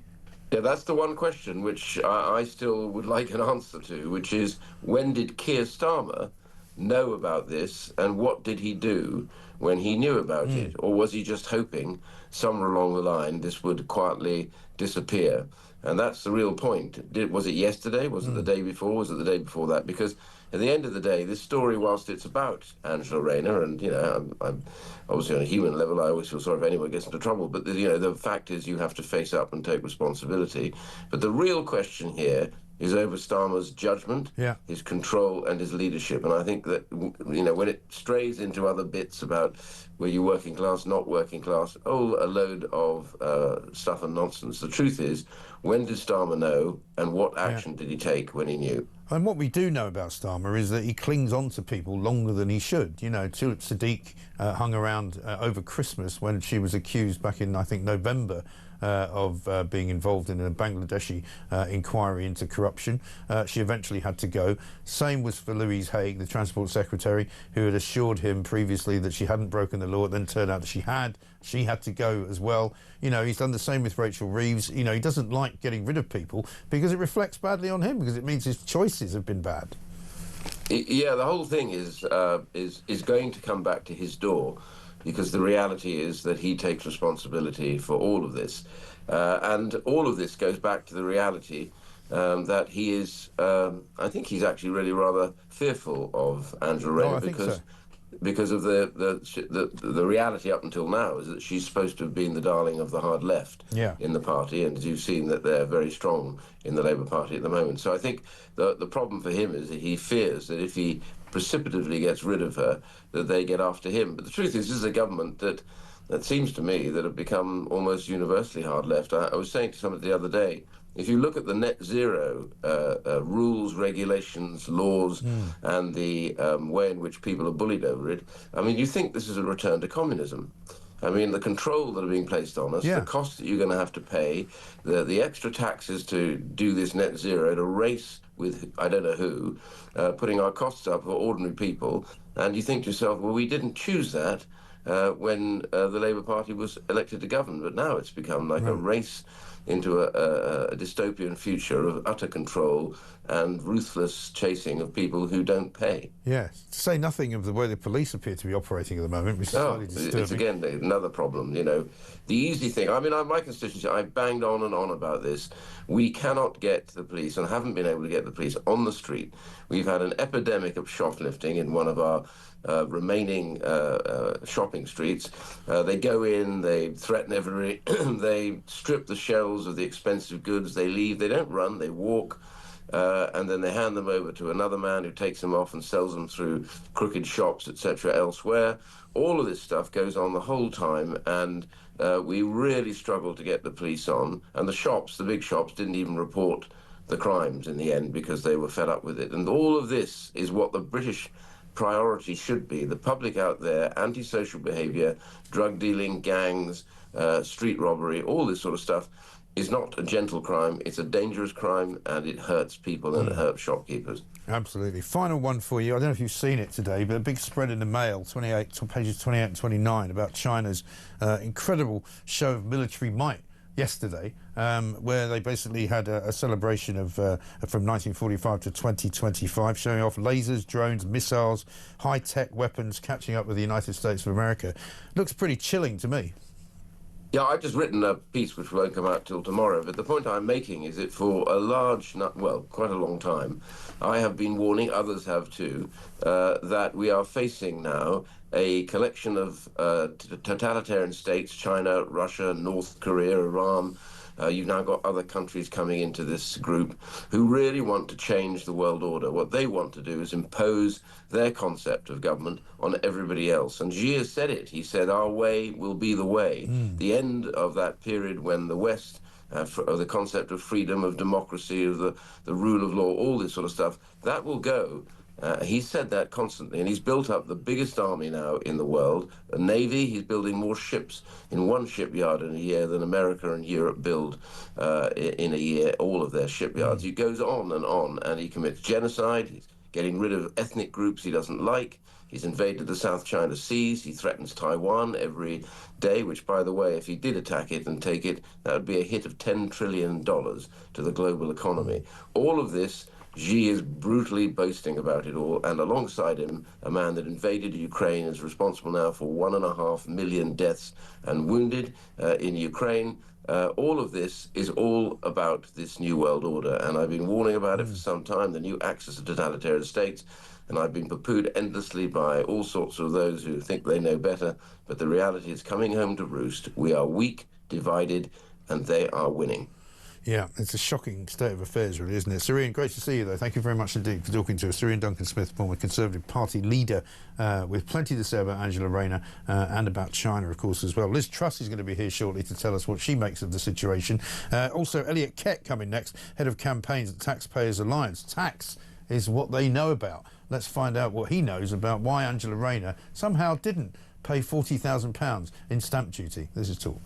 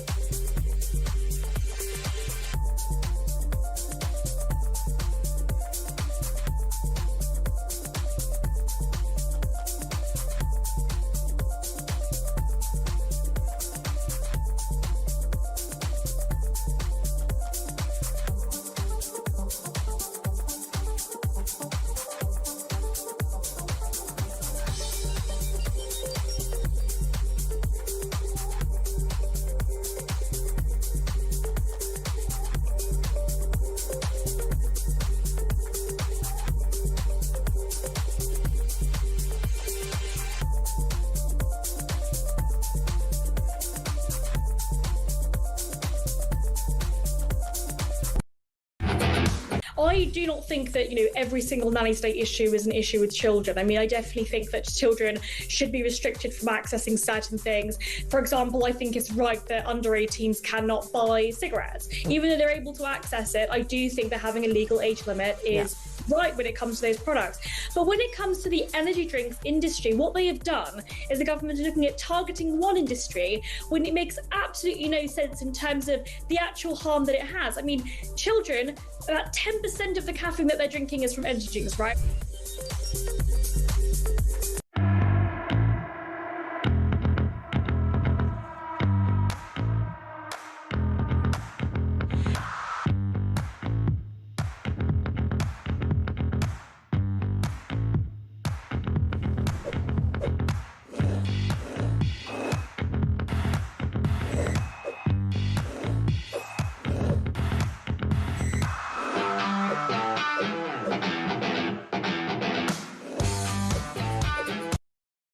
Across the UK, on DAB+, on your smart speaker, on your smart TV, and on your side. This is Talk. Welcome back to Morning Glory, 9:25. This from Alan in Middlesbrough. Beth Rigby from Sky made around 12 sympathetic tweets in support of Angela Rayner yesterday, citing her tears and her child. Compare that to Partygate and Categate, which was sort of hatred and vindictiveness. The bias is unprofessional and it absolutely stinks. Yeah, I think that's probably true. And then one from Jill, who says this. Morning, Mike. Good to have you back. Regarding Rachel Reeves and Starmer employing new number 10 staff members, salaries at more cost to the taxpayer to help sort the economics, like he's bringing in a private tutor to mark Rachel's maths homework. That's from Jilly in Devon. And Doug says, morning, Mike. Looks like Starmer's phase 2 is going to be similar to phase 1. Sleaze, hypocrisy, higher taxes and an increasing number of illegal immigrants. Can't wait for phase 3. Yeah, well, you do wonder how much worse it's going to get, for heaven's sake. Let's talk to Elliot Keck, Head of Campaigns at Taxpayers Alliance. Elliot, very good morning to you. Morning, Mike. Hard to imagine that it can get worse, but it keeps doing it somehow. Yeah, and I think it's going to get a whole lot worse in November, and what the Chancellor is clearly planning to do is to come after your property wealth and your family's property wealth. The one person whose property wealth might be shielded looks like it could be the Deputy Prime Minister. Yeah, I mean, that is the thing. What's your view on how she gets out of this, if in fact she does get out of it? My thinking is she doesn't get out of this. I think it's very difficult. I've always wondered ever since she entered office why, as the person responsible for solving the housing crisis, she wasn't banging on Rachel Reeves' door demanding stamp duty be abolished, given stamp duty is such a driver of the housing crisis. And it seems that the reason why she hasn't been doing that is she doesn't actually understand how stamp duty works, and as a result she's fallen foul of some of the unbelievably complex rules around stamp duty. Yeah, but it's not that complex. I mean, I know people that have bought houses recently. I've bought houses, and you know roughly what the stamp duty is going to be, particularly since the government focused everybody's mind on it last November by saying it was going up. So a lot of people that I've been speaking to this year have not moved house because they didn't want to pay the extra stamp duty, so they knew about it. Yeah, that's right. They obviously cut the amount of relief that first-time buyers get. They increased the surcharge that you have to pay if you buy a second property. Yeah. That's what we're talking about here with Angela Rayner. The issue that she's had is she thought she was buying a primary residence because she'd moved her former property into a trust for her child. But if you move a property into a trust for your child and they're under 18, then that still essentially counts as your primary residence. Therefore, you still have to pay that additional surcharge, and that's the rule that she's fallen foul of. But it was her responsibility, as you said, like the friends that you mentioned, it was her responsibility to know those rules. Given she's the housing minister, she really should know those rules, and that's why it's pretty unacceptable that she's fallen foul. Quite. And also, there's a lot of anomalies in her account of what happens, right? I mean, the Sun have got some great questions to ask her about today, including, can you please name the tax relief experts that gave you the wrong advice? And if you can't name them, why can't you name them? And when did you realise that you had not paid enough tax? And also, you say that she wanted to change her primary residence, but equally she lists the house in Manchester as her primary residence for council tax purposes, even though she now claims she doesn't really own as much of it as she used to. It's not clear how much of it she still owns.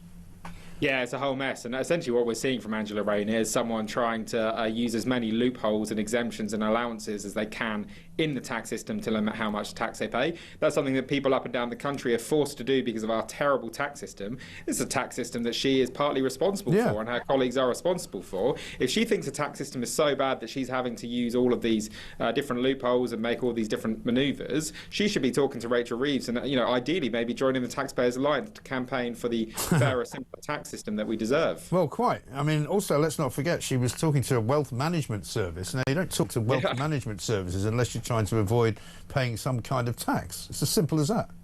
Yeah, and it looks like the reason why she's setting up a trust for her child and putting that property into it, one of the reasons why you do that is to help avoid inheritance tax. Yeah. What has her government done towards people trying to avoid inheritance tax by, for example, through agricultural property, businesses and pensions? They've removed the exemption from that, and they're coming after family farms, businesses and pensions ruthlessly. So, it is clearly one rule for them and one rule for everybody else, and it's going to really smack of hypocrisy. Well, let's play you a little clip here. This is from Keir Starmer on politicians that avoid tax. A politician who seeks to avoid the taxes they owe in this country is not fit to be in charge of taxpayer money. Seems like a pretty straightforward point of view, doesn't it? Yeah, and Angela Rayner said many things very, very similar. I think she said that every pound not paid in taxes is going to amount to lives lost, and £40,000 of unpaid stamp duty, that's almost enough to pay for the starting salary and pension of a nurse. So, maybe we should be thinking about it in that terms. Of course, nobody should pay any more tax than is absolutely necessary, but she has clearly underpaid tax in this case. Not in the slightest, but also having asked to put more taxes on people, as you've just explained, whether it's inheritance tax, whether it's a new property tax they're talking about, a mansion tax of some kind or other, putting up council tax once again, putting all manner of taxes on farmers, on businesses, on national insurance. It's like she doesn't want to pay the extra tax that she's putting everybody else through.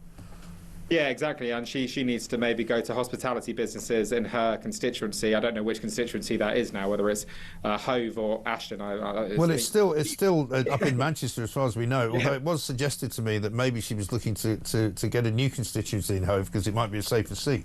But yeah, it is certainly suspicious, isn't it? But she should go and talk to those businesses and ask them about how damaging the national insurance rise has been, and recognise that the reason why she's trying to avoid paying that tax is just because of how painful it is. And, it's now her responsibility to become one of the leading campaigners for tax reform, and that's why I absolutely invite her to join the Taxpayers Alliance in our campaign work.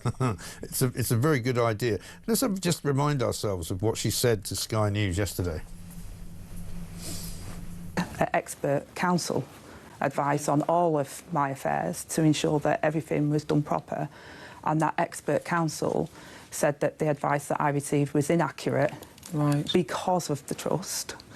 I don't own the property, that is true. I only own one property that is mortgaged, like most people, but because of the nature of the trust that was set up by the court, that I would be liable to pay the additional stamp duty. As soon as I knew that that was the case, I have alerted and referred myself to the independent advisor on the ministerial code to ensure that they can look transparently at what's happened, and also contacted HMRC to say that there is additional tax owing on this and that I'm prepared to pay that and fully comply with the HMRC as well. Yes. Other questions that still remain unanswered. Did you actively aim to avoid paying additional stamp duty by ensuring you had no interest in your constituency home? And second, did you ever seek advice from government lawyers or inform your department about the stamp duty issue? Yeah, and I bet she's now looking back to when the Conservatives were in government and thinking, maybe if I'd been a little less holier than thou, maybe if I hadn't appointed myself the judge, jury and execution of every Conservative politician accused of even a whiff of wrongdoing, often even not wrongdoing, even often just things that looked bad, maybe she wouldn't be in this situation. But the chickens are coming home to roost, Mike. Well, they really are, and the chickens aren't happy either, because the chickens have been starved to death for quite a long time. Elliot, good to talk to you. Thanks very much indeed. Elliot Keck, Head of Campaigns at the Taxpayers Alliance. I mean, there is a huge world of difference, isn't there, between what Angela Rayner used to say and what she's saying now. And you know, you can call them fake tears if you want, but certainly there are tears and red eyes and all the rest of it. And, you know, talk of protecting children and talk of protecting trusts and talk of all of this money that came from the NHS. There was an 11-year campaign, a legal campaign to win compensation for her son, which was then granted. Nobody's clear yet on how much money was actually granted, and nobody knows how much money is in the trust. But it all just looks very, very sleazy and very dodgy, doesn't it? Stephen Leicestershire says this. Morning, Mike. Why was there a court order in place? When I got divorced and my friends have got divorced, there was never a court order in place, so it couldn't be talked about. Well, that's another thing. I don't understand why it is that there's somehow all sorts of court orders in place. There's all sorts of ridiculous situations in place where she says it meant she couldn't talk about it. Seems insane. Let's talk to Lottie, who's in Lancashire. Lottie, morning, very good morning. What can I do for you? You've just got me at a really awkward moment. My joiner's just turned up. Anyway, what I wanted to say was, there's no way that she didn't know about this. She sat in that parliament with all them people, 600 and odd of them, and not one of them, she couldn't have asked any of those. It's mad, isn't it? I mean, I don't think anyone in their right mind, apart from Keir Starmer, believes the word she's saying. It's absolutely disgusting, honestly. Checking us for fools. But you know what's happening now? What's happening now is that they're getting so cocky that they're starting to make mistakes now. They're starting to make mistakes. When you say starting to make mistakes, I mean, they've been making them ever since they got in. Well, I don't mean that sort of mistake. I mean, you know, like a personal sort of mistake, like she's done. I'm thinking they can get away with everything. Yeah. And one other thing before I go, can I just mention... I've got really big dogs. Sorry? Can I just mention that I think people should look into the Fabian Society? Oh, yeah. Because all the Labour Party, all the flipping judiciary, everybody, they're all in it together. Yeah. And they're all a load of globalists. So people should look into the Fabian Society. Yes, I've heard people talking about that since I got back yesterday, actually. We will have a look at that. Thanks very much indeed. Lottie in Lancashire there, they've all been in the Fabian Society, from Gordon Brown all the way back to Tony Blair and all the rest of it. If the Deputy Prime Minister can't get paying stamp duty right with expert advice, says Scottish, how do us, the public, are going to get on? How are we supposed to get it right? This lot must go. And Adrian in Horsham says, my ignorance is no defence in the eyes of the law unless you're a government minister or an illegal migrant accused of sexual assault or worse. Yeah. Should we talk with Elliot in Bushy, or should we hold on to Elliot in Bushy? We'll take a little break and then we'll be back after this.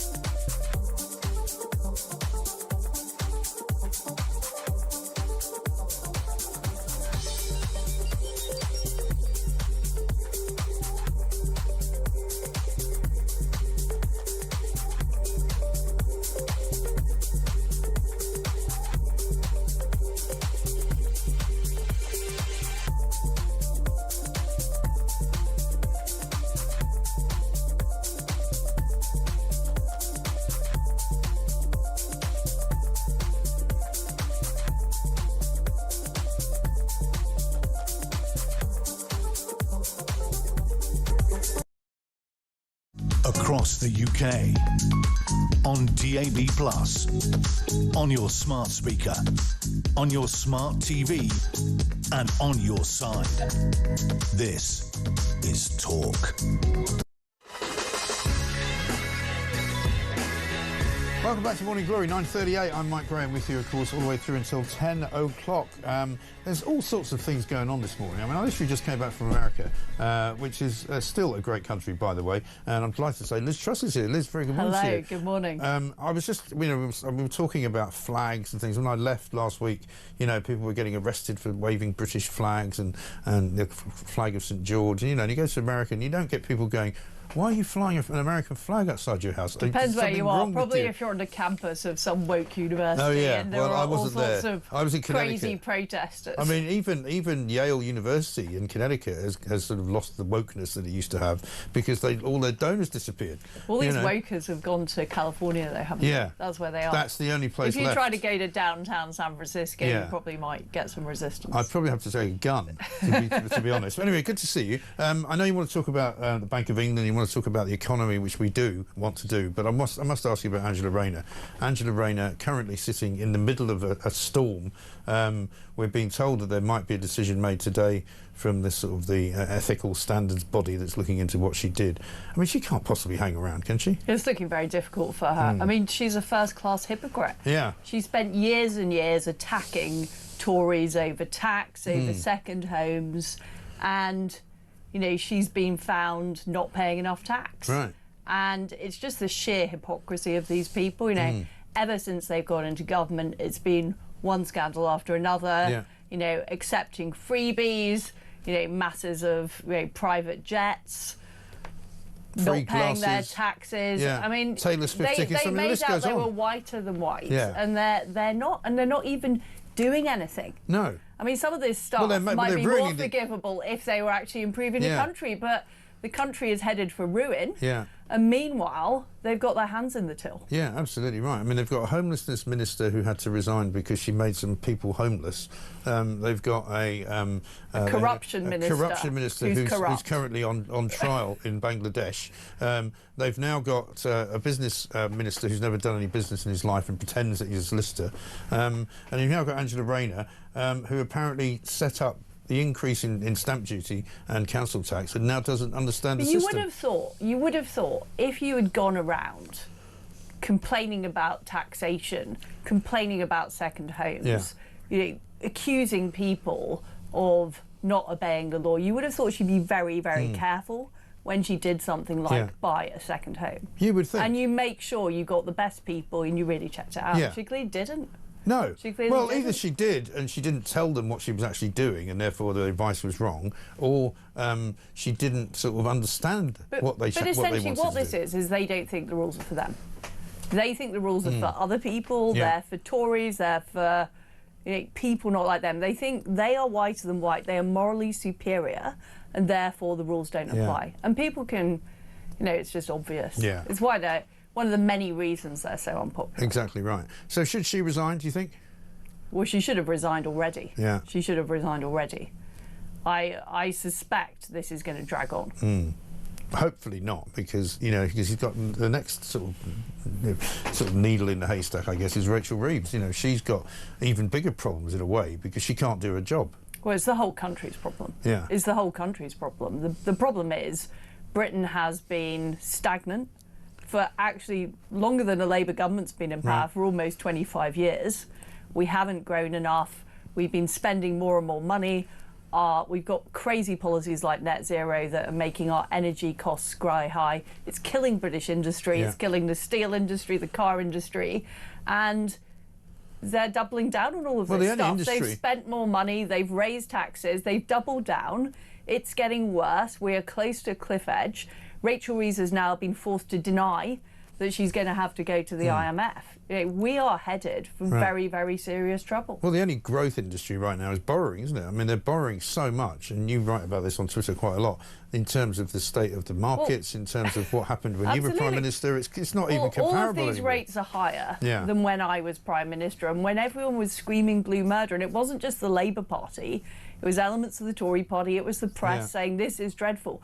But the reason I was doing what I was doing was to get growth going. Because I knew that if we raised taxes, which is exactly what's happened, the debt would get worse, not better. Yeah. But I was sabotaged by organisations like the Bank of England who thought they knew better, who thought taxes should go up. Yeah. And we're now seeing what happens when you put tax on business up, which is businesses say, actually, we don't want to operate in Britain. Or they close down, or people say, we can't be bothered going out to work, we'd rather be on welfare. Yeah. That's what happens when you put taxes up too much. It's what I said back in 2022. And instead of actually accepting that I was the elected leader of the Conservative Party with a mandate to do that, I was sabotaged. Yeah. That's the bottom line. And you can tell that now because the Bank of England is saying, even though the gilt rates are higher than they were in 2022, this is no problem. Yeah. It's no problem that we've got the highest borrowing And so cost for 30 years. Are they ideologically captured then? Is that Completely. Completely. Andrew Bailey has done everything he can to keep Rachel Reeves in power. You know, if you look at inflation is too high, and yet he cut interest rates to try and help Rachel Reeves, even though his chief economist said you shouldn't be cutting interest rates. You know, he is doing everything he can to back the Chancellor, and when this all goes down, which it will, and we can see it happening now, it's not just her to blame, it's also the Bank of England, it's the Office of Budget Responsibility, by the way, who's run by somebody from the Resolution Foundation, the same think tank that Torsten Bell is part of. And all of those guys are in the right in the middle of it now. And they all believe in high taxes, they all believe in big spending. We are seeing how that is working out now. Yeah. And how soon do you think before it gets to a sort of critical mass? And what does that look like? What does that mean for the economy? Well, Rachel Reeves has delayed the budget till late November in the hope that something will turn up. Yeah. That some magical growth is going to appear from somewhere. And we know that's not true. If you speak to business people, they are thinking about closing. They're thinking about leaving the country. So I believe that things this autumn are going to get worse, that she is going to be forced into doing some kind of spending cuts ultimately. Yeah. And who knows whether Labour MPs are even willing to vote for that. They weren't even willing to vote for some quite modest welfare savings. So I mean, I'm surprised Rachel Reeves is going to be here by November the 26th, because frankly her performance would suggest that she doesn't know what she's doing and she's not a very good Chancellor.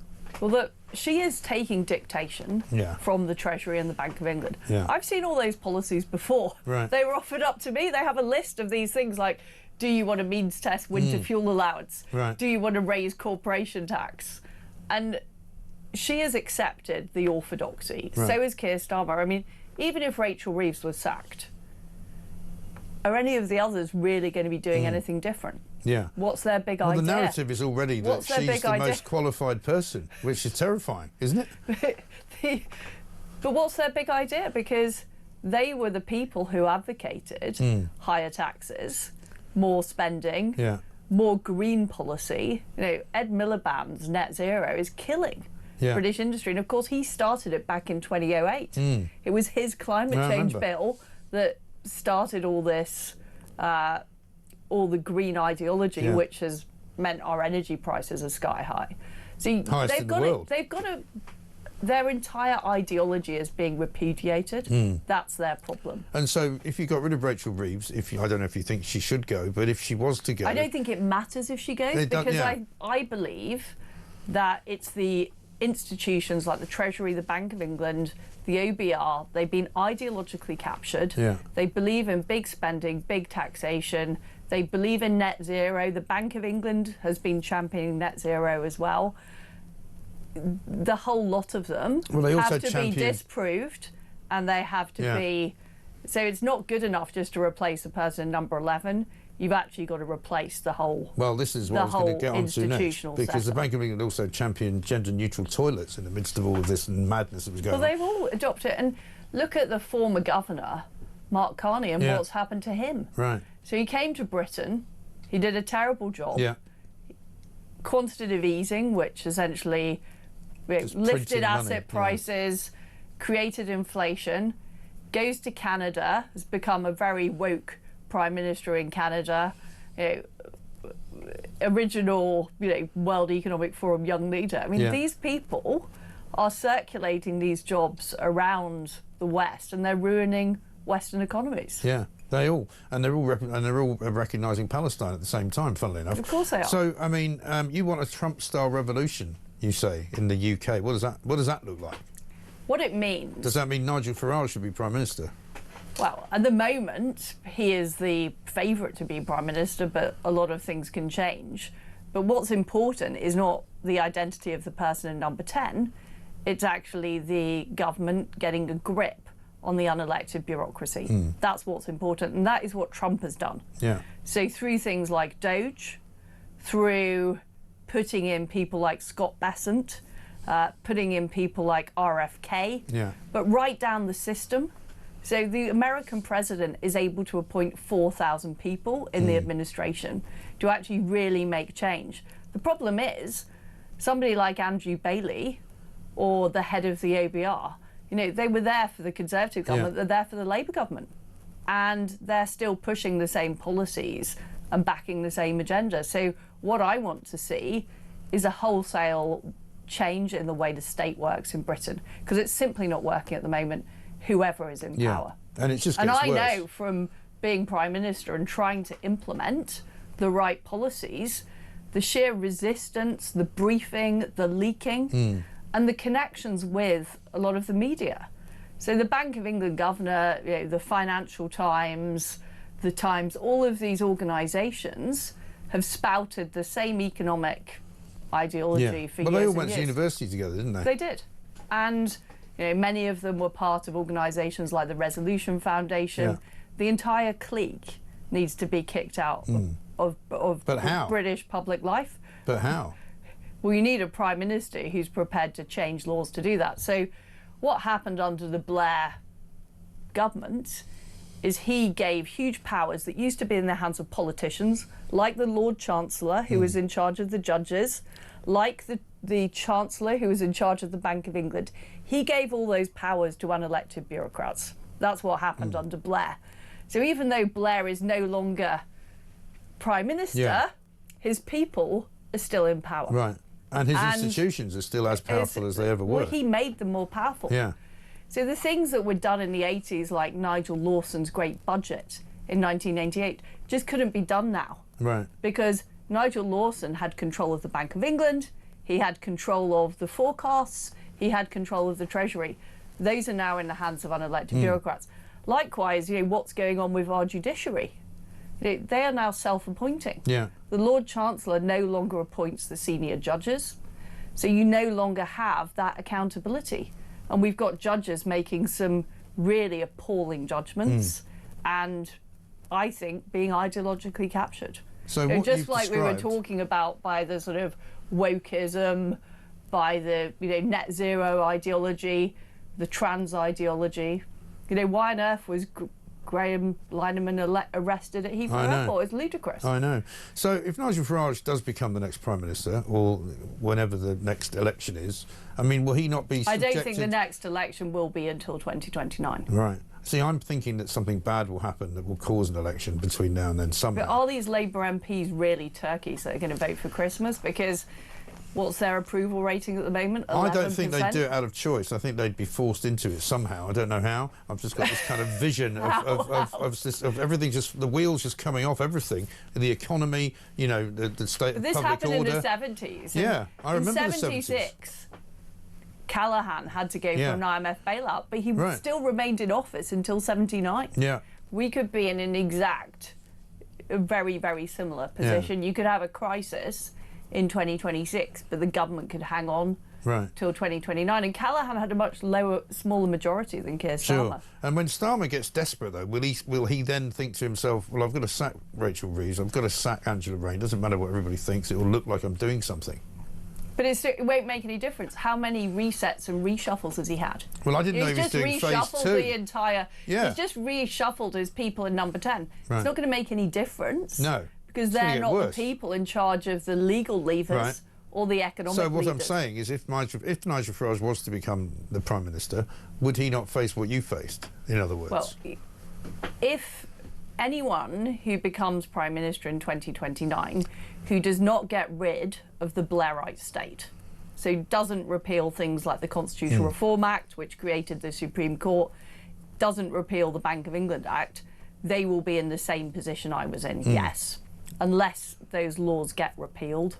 That is very important because we're all operating under Blair rules at the moment. Right. That's what we're operating under. Would you this join... is like the final period of the Blair era, final act. I believe. Right. Hopefully, otherwise, if it isn't the final act of the Blair era, this country is in very serious trouble. Would you come back with reform if you were asked?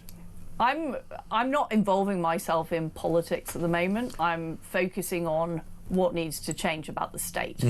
Okay. Because I think that's well, the two things are kind of more yes, but interconnected, aren't they? They're interconnected, but we have a much more serious problem than just which politicians are in office. Yeah. Because they are not in power. That's the fundamental problem. What do you make of Kemi Badenoch?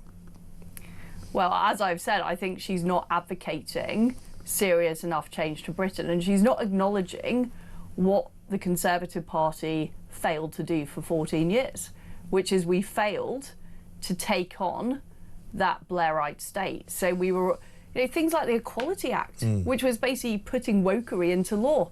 We didn't repeal it.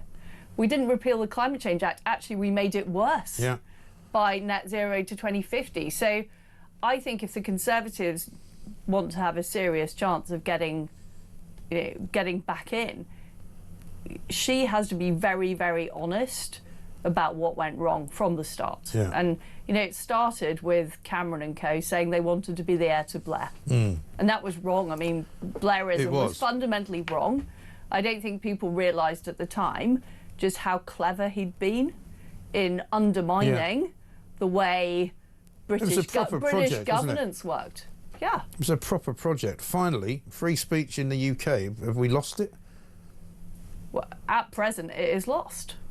It is lost, and all of the laws, right back to the 1986 Public Order Act, need to be repealed.